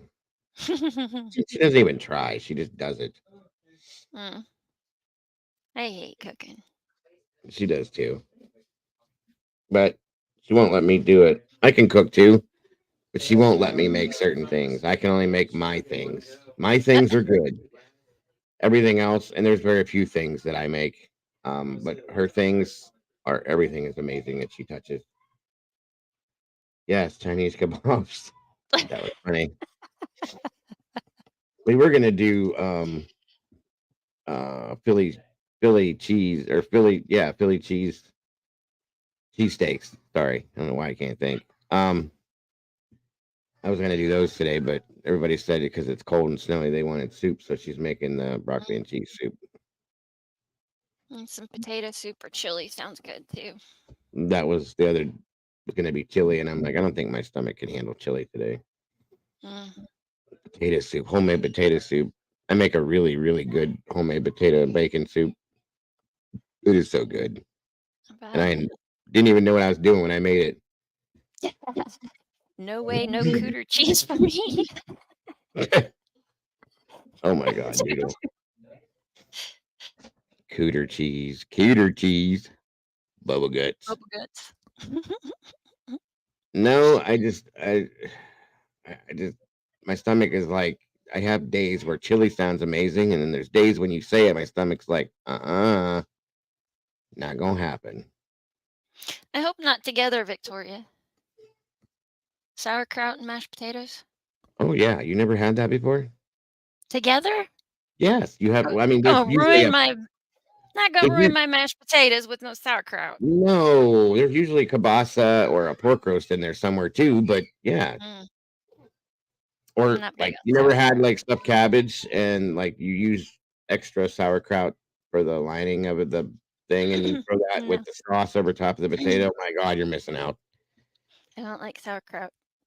Oh, well, then it wouldn't work for you.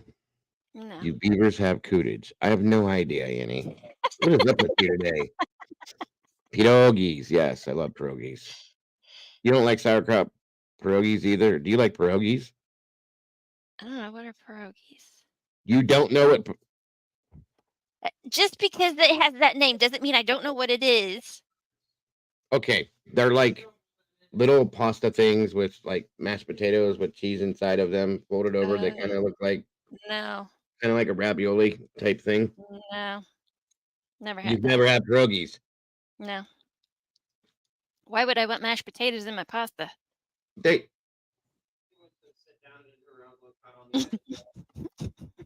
What nationality are you again? White. White as white can be. There's something in there that you came from. Here, let me pull up my ancestry and I'll tell you. Trust me, it's white. A whole bunch of European on what? Well, to see that, I get the pierogi thing because I'm Slovenian. So I was raised on that stuff. That's why some people, I guess, really don't know what that is then. Heaven, fry, and butter crisp outs. So yes. I don't like peas either, unless it's in soup. I like split pea soup, but I don't like to eat peas. Imagine that. I don't like peas, but Kimchi's I like good. the snap snow peas. Yeah, those are good too. I Or like them sweet. in, Yeah. and I like them But I in don't like Asian food, but I don't like to eat like canned peas. I don't know why. Yeah. I don't like mushy. No. Potato raviolis. Yeah, that's basically what they are. Mashed potato raviolis. That's just They're so good. I bet you if you ate very one, good. you'd love it. Let's You don't see. like pierogies either, Doodle?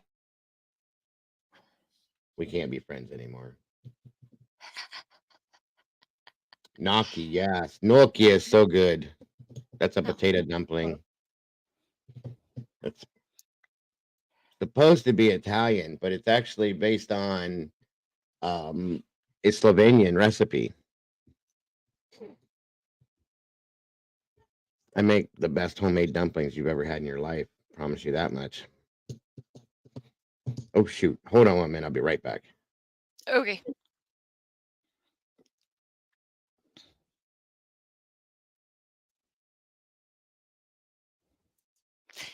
I like pasta, but mashed potatoes in my pasta? That's weird.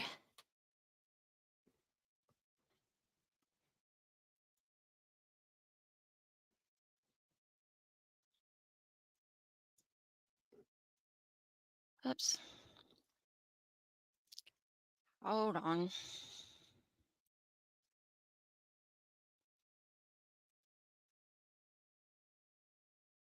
There we go. Let me get that off there. So, can you get any whiter? I mean, goodness.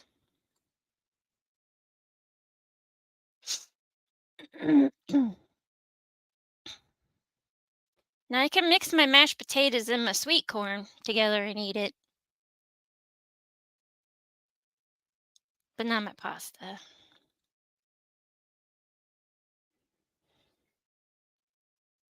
I'm having poo in a keto shingle. Okay. I'm not even gonna ask, Doodle. I'm having poo in a keto shingle. What the hell? Crispy though, and some garlic. Yeah. You gotta fry them in onions. Oh, Victoria, I remember those days. Crispy pie, that's not pasta. I tried most of my life to gain weight, and then I went through early menopause and they put me on hormones, and I went from 120 or 25 to like 175, and now I'm back down to 140. England, Northwestern Europe, Wales, Ireland, Scotland, Sweden, Denmark, Norway, Finland. Good Lord. I told you, can I get any whiter? Yeah, that's about as white as you can get right there. You kind of have I always thought you had like an English appearance to me. English Wales type thing. You know what I mean? Mm-hmm. Yep. Now my son, it was interesting. Isn't Matt Italian? I don't know. We haven't done his DNA, so I'm very curious to do his DNA. But this one was interesting. Oh, shit on the shingle. Okay. How do you do that keto wise? What's the shingle? Mandy, I'm 5'9". Yeah, she's tall for a lady. Mm-hmm.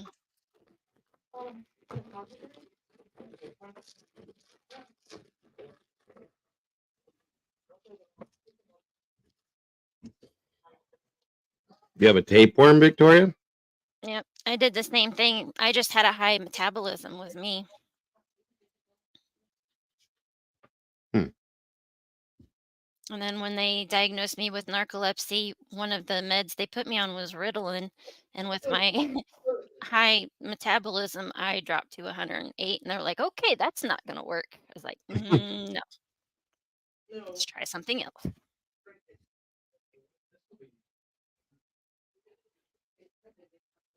I tried goat milk when we went to Mexico. That's takes some getting used to. Mm-hmm. Goat cheese, yeah. Because we got a Oh, pizza. We were kids. My parents said, "Well, we'll get him a pizza, because we can't drink the water." Um, got a pizza, and I was like, "Oh, this tastes different, weird." goat cheese. Yep. Mm-hmm. You're like, "Oh, well, it's not horrible, but it's not great." It's got a weird taste to it. Yeah. I don't know if I would say divine, I Mandy, don't but mind it. It's pretty good, but it does have a taste you gotta kind of get used to. Hey, yeah. Groucho. Hi, buddy. What you doing? Mr. Meow Meow. I love this guy. I want him. He needs to look at the camera so they can see his face. Okay, come here. Not that end. Ugh. Look at his Come here. mustache, guys. Tell me he's not adorable. Come here, baby. Oh, love it. He's a little Hitler Mm. kitty. He's I adorable. do too. I like lots of cheeses. Yes. Cheese is awesome. Where's Bean at? I haven't seen him in a long time either. I don't know. Probably in Lyric's room. Hopefully. He drives me crazy anymore lately. I wake up, he hollers at me. I go to bed, or before I go to bed, at like 7 o'clock every night, he hollers because he wants fed. Wow. And he just keeps going and going and going until I feed him. And I'm like, oh, Oliver's stop. been doing that screaming and yelling. He'll come to the door and like bang on the door and start meowing. Okay, I get it. You're hungry. It's time to eat. Yep, Victoria, same here. I've always had cats. Ghost is our first dog. My mom had dogs, but me personally, I always had cats. And then my husband went through some mental health stuff and thought that a dog would help him, and miraculously it has. So Yep. Really, Mandy? That's cute. Yeah. Our new kitten shit in the sink this morning, so that was super cute. I bet it was. right? That's a way to wake up. Yeah, wait till it gets grown and does that. It won't be so cute. Yeah, right. That's hilarious.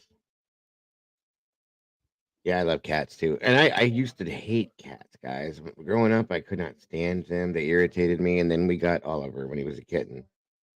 Ever since then, I love cats now. Absolutely. More than dogs. Yeah, at least it was the sink.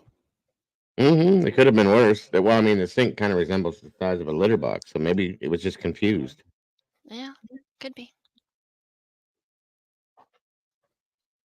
95 pounds in my mid-20s, hated it. Then all went to heck at 30. Chemo gave me menopause, so no long process. My thyroid stopped me, so no more skinny mini, but still kicking. Well, that's all that matters. Yeah. That's all that matters. Yeah, the creature, the whole time we were together from before that was probably 80, 85, 90 pounds. And then she got pregnant and gained a few pounds. And then always stayed between 95 and 100 pounds. And just recently gained enough weight to look human and healthy. And now she's in this I'm fat phase, I guess. And it's like, okay. Well, I went through that too. I mean, it was hard. I mean, let's see if I can find this picture.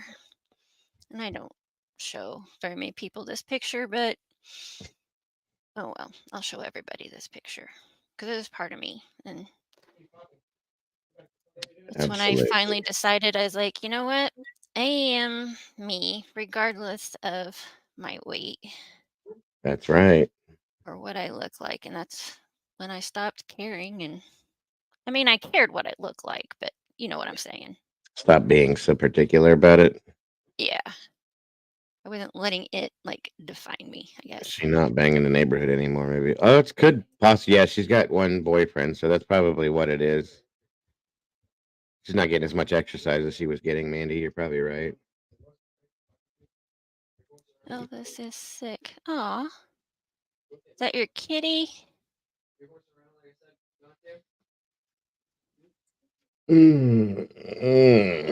Fed him fresh pet and he's puked all day. What's aw? What are we talking about? Allie. Fresh pet? I don't know what's Is fresh that pet. is that the natural pet food?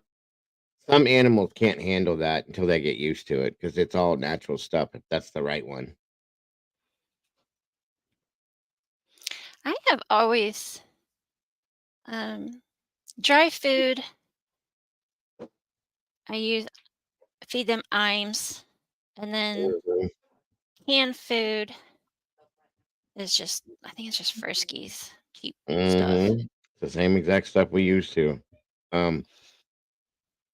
Oscar and Milo. Oscar did get, and Milo gets the dry foods. And then with the cat, it's like if for a treat, we'll go pick up a couple cans of like Friskies or something, and that's like a treat because they'll eat the dry food as well. They typically don't like the wet stuff. I know the dogs don't.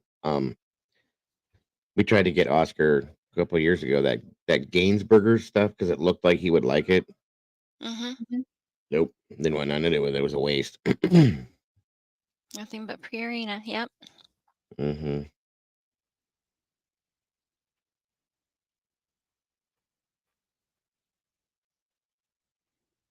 Fluffy, you're not Fluffy Doodle. Aw.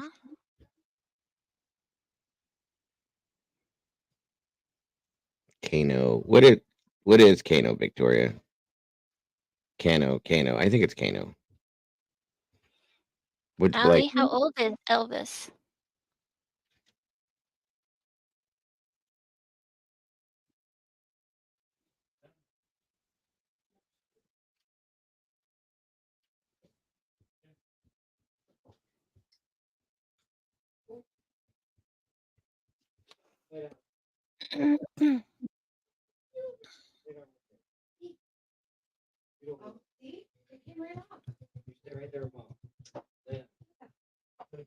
Oh, she said my palm. It's a Pomeranian. Chicken and rice, yeah. Oh, okay. Pomeranian, gotcha. That's what Milo is. He's Jack Russell and Chihuahua. Oscar was Pomeranian Chihuahua. You know what, Ro? Quite a few people told me that we should run a cooking show, or at least just talking about it. We probably could. Probably. Could always work it into the morning show thing I'm going to be starting. Have a little cooking You know thing. how long he's been talking about this morning show? It's coming. I have to get myself worked back into getting up at a certain time to make sure that I can do it right. And you better quit doing them late night shows. Yeah. Peanut gallery. Sometimes I can't help it. They go on and on and on. He's a pug and Cavalier King. King Corso? No. What's a Cavalier King? I've never heard of that. I know what pugs are. Cavalier King. Isn't that like a type of terrier? Oh, he's only 2? I'm gonna look it up real quick. Aw.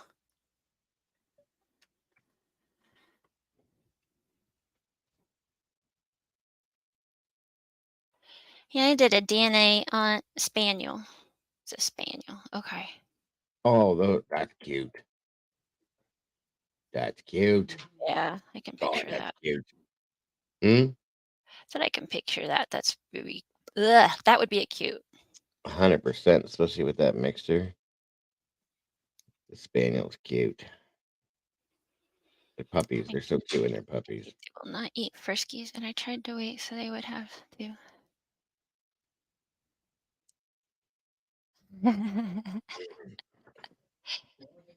Speaking of last night's show, who was knocking on your door at the end there? I heard it a few times.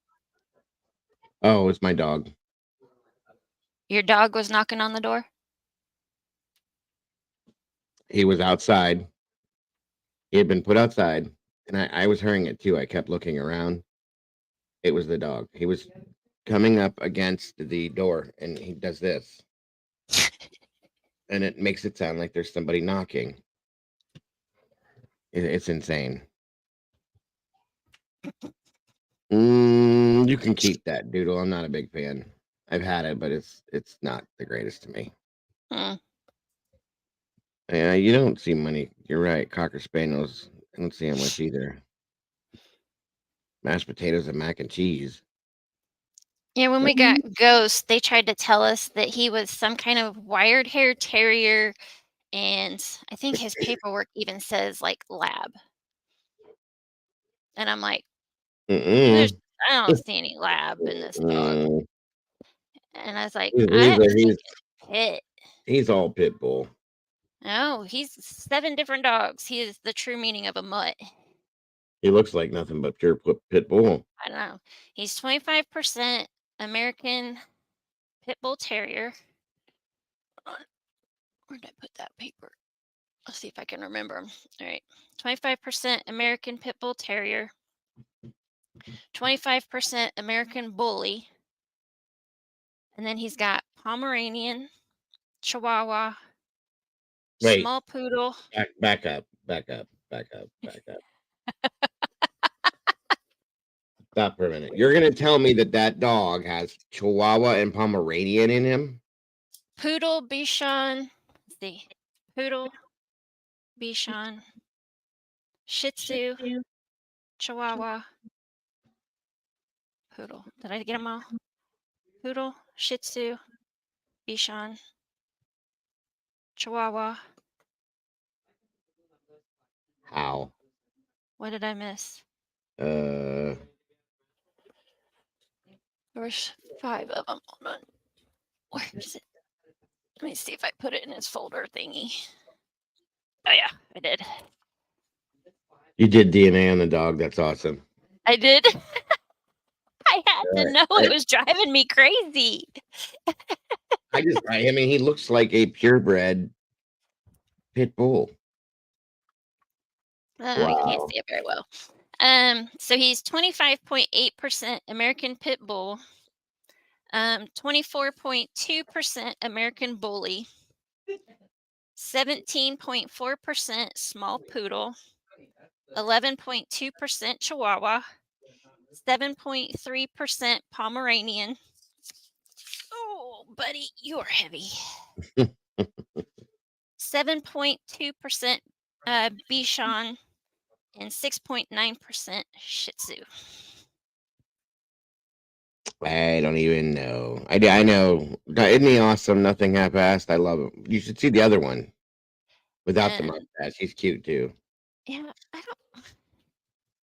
He's They're got to brothers. be in one of the kids' rooms laying down because that's the only time he's not bugging me.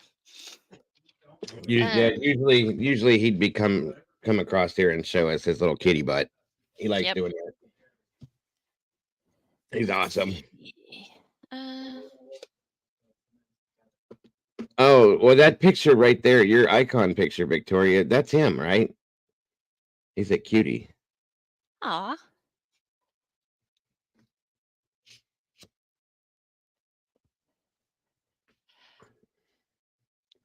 me see. Yeah, the little mustache, and then he's like, it's almost like he's got the little mustache and goatee. It's cute. So someone asked how I did the DNA thing. The company I went through is called Embark, and I picked them because that's who my sister had used to DNA test her dog. And it was just like a person, you just stick the swab in their mouth. You have to get like in between their teeth and that little pocket back there on both sides, and then you put it in the tube and you send it off. What are they? What are they? You're gonna have little stop signs on them. Oh wow, those are cute, man. Neat.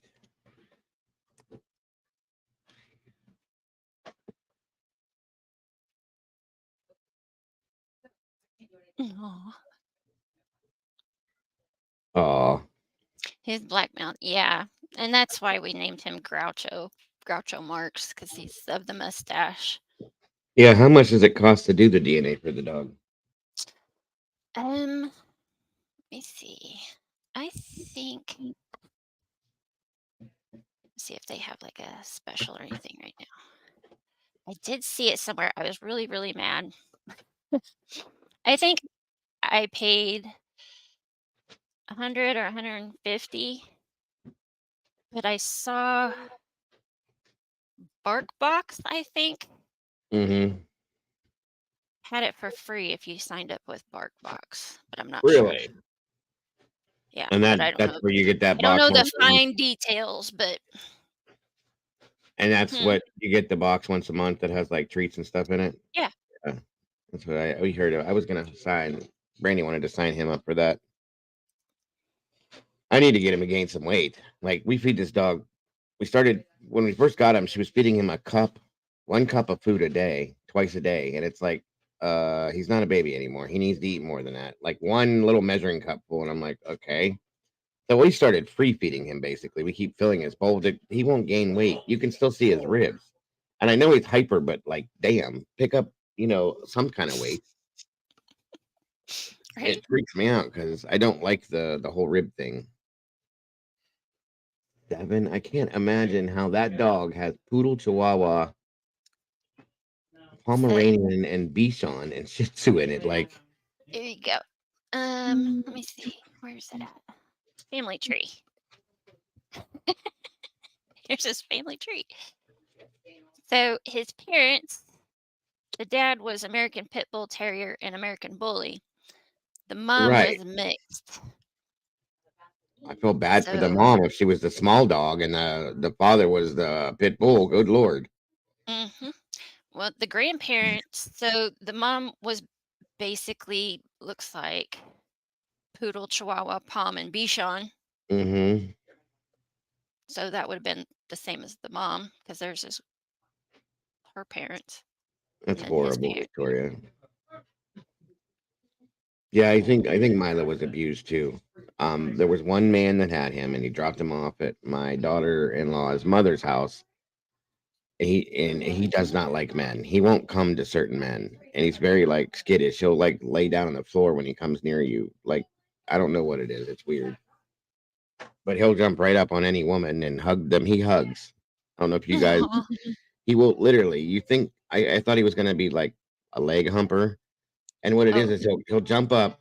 He jumps like crazy. First of all, he can jump like 6 feet straight up in the air. But he'll come up to you when he gets excited. He'll come up and he'll wrap his legs around your leg, and he'll just lay his head against you, and he hugs you. It's hilarious. I've never seen anything like that in my life. He is 15. Brady, how old is Milo? 15 or 16 months? 15 months now, I think. Milo, what are you doing? What are you doing? What are you doing? And he's got a limp too. I think somebody like abused him, honest to God. Where'd he go? What are you doing? Okay, thanks. What are you doing? Nothing. I just got done doing my craft. It's got to set till tomorrow, and then I can do the rest of it. What do you have in your ears? Oh, these are my new bunny ears. No, I got at Joanne Fabrics. in Oh, your- these are bunny poops. They have ears on them. See? Okay, you have to see this. They're cute. Oh, those are cute. My wife loves holidays, and she really shows it. She does. Watch the fuzz. She's so cute. My patients are gonna love them. He's a mess. Yeah, I think he's 15 or 16 months now, but he's got a limp. Like he had a limp when he came here, and it's his back leg. And I feel like he was abused by the guy who dropped him off at her house, and then she couldn't keep him, so she brought him here because of we lost Oscar last May, and this dog does not leave her side. Whenever she leaves the room, he goes with her. Usually, if she's sitting somewhere, he's sitting on her. It's hilarious. Yeah. Wow. Oh, okay. Yeah. I don't ever yawn. There's a thing if Where you do go to That's dog. Embark. I'll EMBAR. have to check that Whoops, out. I can't spell. EMBARK. I will definitely have to check that out. Embark Vet. I think that's it. It's Well, either guys. embarkvet.com or embark.com. Yeah, I need to hop off here too. Yeah, I think I need to Three and a half leave the room so my grandchildren can come back here and destroy it with their toys. So, but it was fun, and thank you Yes. for having me. Absolutely. Appreciate everybody that came in here too. Mediating patella, possibly tendon slips off knee and they limp. Massage the leg and feel it sometime. Okay. Interesting. Okay, Michael. Thank you, Michael. I appreciate that. That's awesome. How many likes do you have total? I think I closed. No, I didn't. Oh, it's okay. 32. I think. Wait, hold on. 40. Cool. That's pretty good. Yes. I think last time I had 10, so I'm good with that. We'll get more and more as we do more and more shows. Yeah. We'll get more people in here. Need to learn how to. You need to show me how to do a split stream. Yeah, definitely. It's no big deal. You just have to allow for it, and then when you go live, it'll give me an option to share stream or stream along with. And then once I go live, everybody will come back in and we can see both sides of it. So pretty easy. Cool. And it'll help in a lot of ways and get people used to this and that. And we can, of course, today was a different thing, but title it different things and so on and so forth. And we'll get it rolling. Yes, we will. I was hoping Molly'd be in here, but Yeah, she's and a probably few other sleeping. people, nobody showed up. So Yeah. those people didn't. I mean, it's all right. We had some good peeps in here today. Appreciate you guys. Thank you guys for being here. And I hope you all have a great rest of your weekends. Wait. I may Hold be on. around tomorrow. Hold on. We have to let Michael and Doodle interact real quick for a few seconds. They have a marriage here, right? I was gonna say I just saw Wifey. Hi. Yeah, Michael and Doodlebug. They have a YouTube marriage going on. So let them interact for a few seconds before you shut down, and then to go volcano passes unusual time. Of course, yes, of course.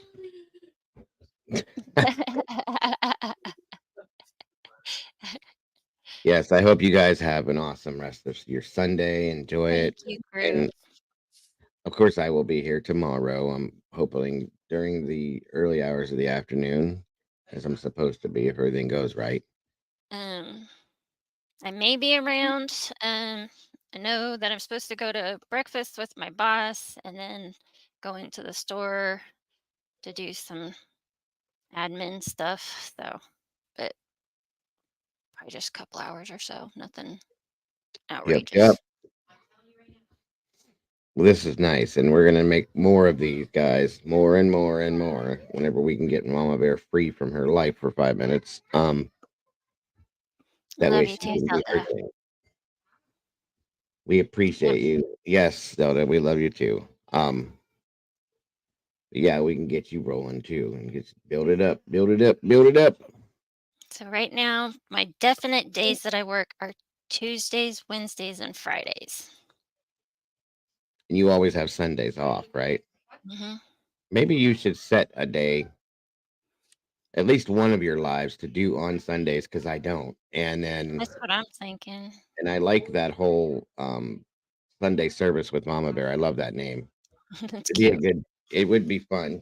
And just make it a talk about, like whatever we talk about, we talk about. If you want to break Yeah. cases down, you break cases down. Whatever we want to do, and I can stream with you if you want me to. Yeah. Of course. However you want to work it. Like I said, we can get it built up and get more peeps in here, and I'll advertise it as well. And Yep. it Yep. sounds like a plan. Yep. All I right. really appreciate you guys supporting this channel too. Please, if Yes. you haven't, hit the like button on the way out the door. Please do. And guys, don't forget to love yourselves, to love each other, and don't change a thing about yourself, because you are the beautiful people. That's my ending, but Mama Bear can do her own. I don't have one yet, but Well, I'll you find guys one one day. keep doing it. That's right. And you're gonna have to come up with a name for your peeps too. I know. Call Rome them. wasn't built in a day. That's right, Michael. That's it.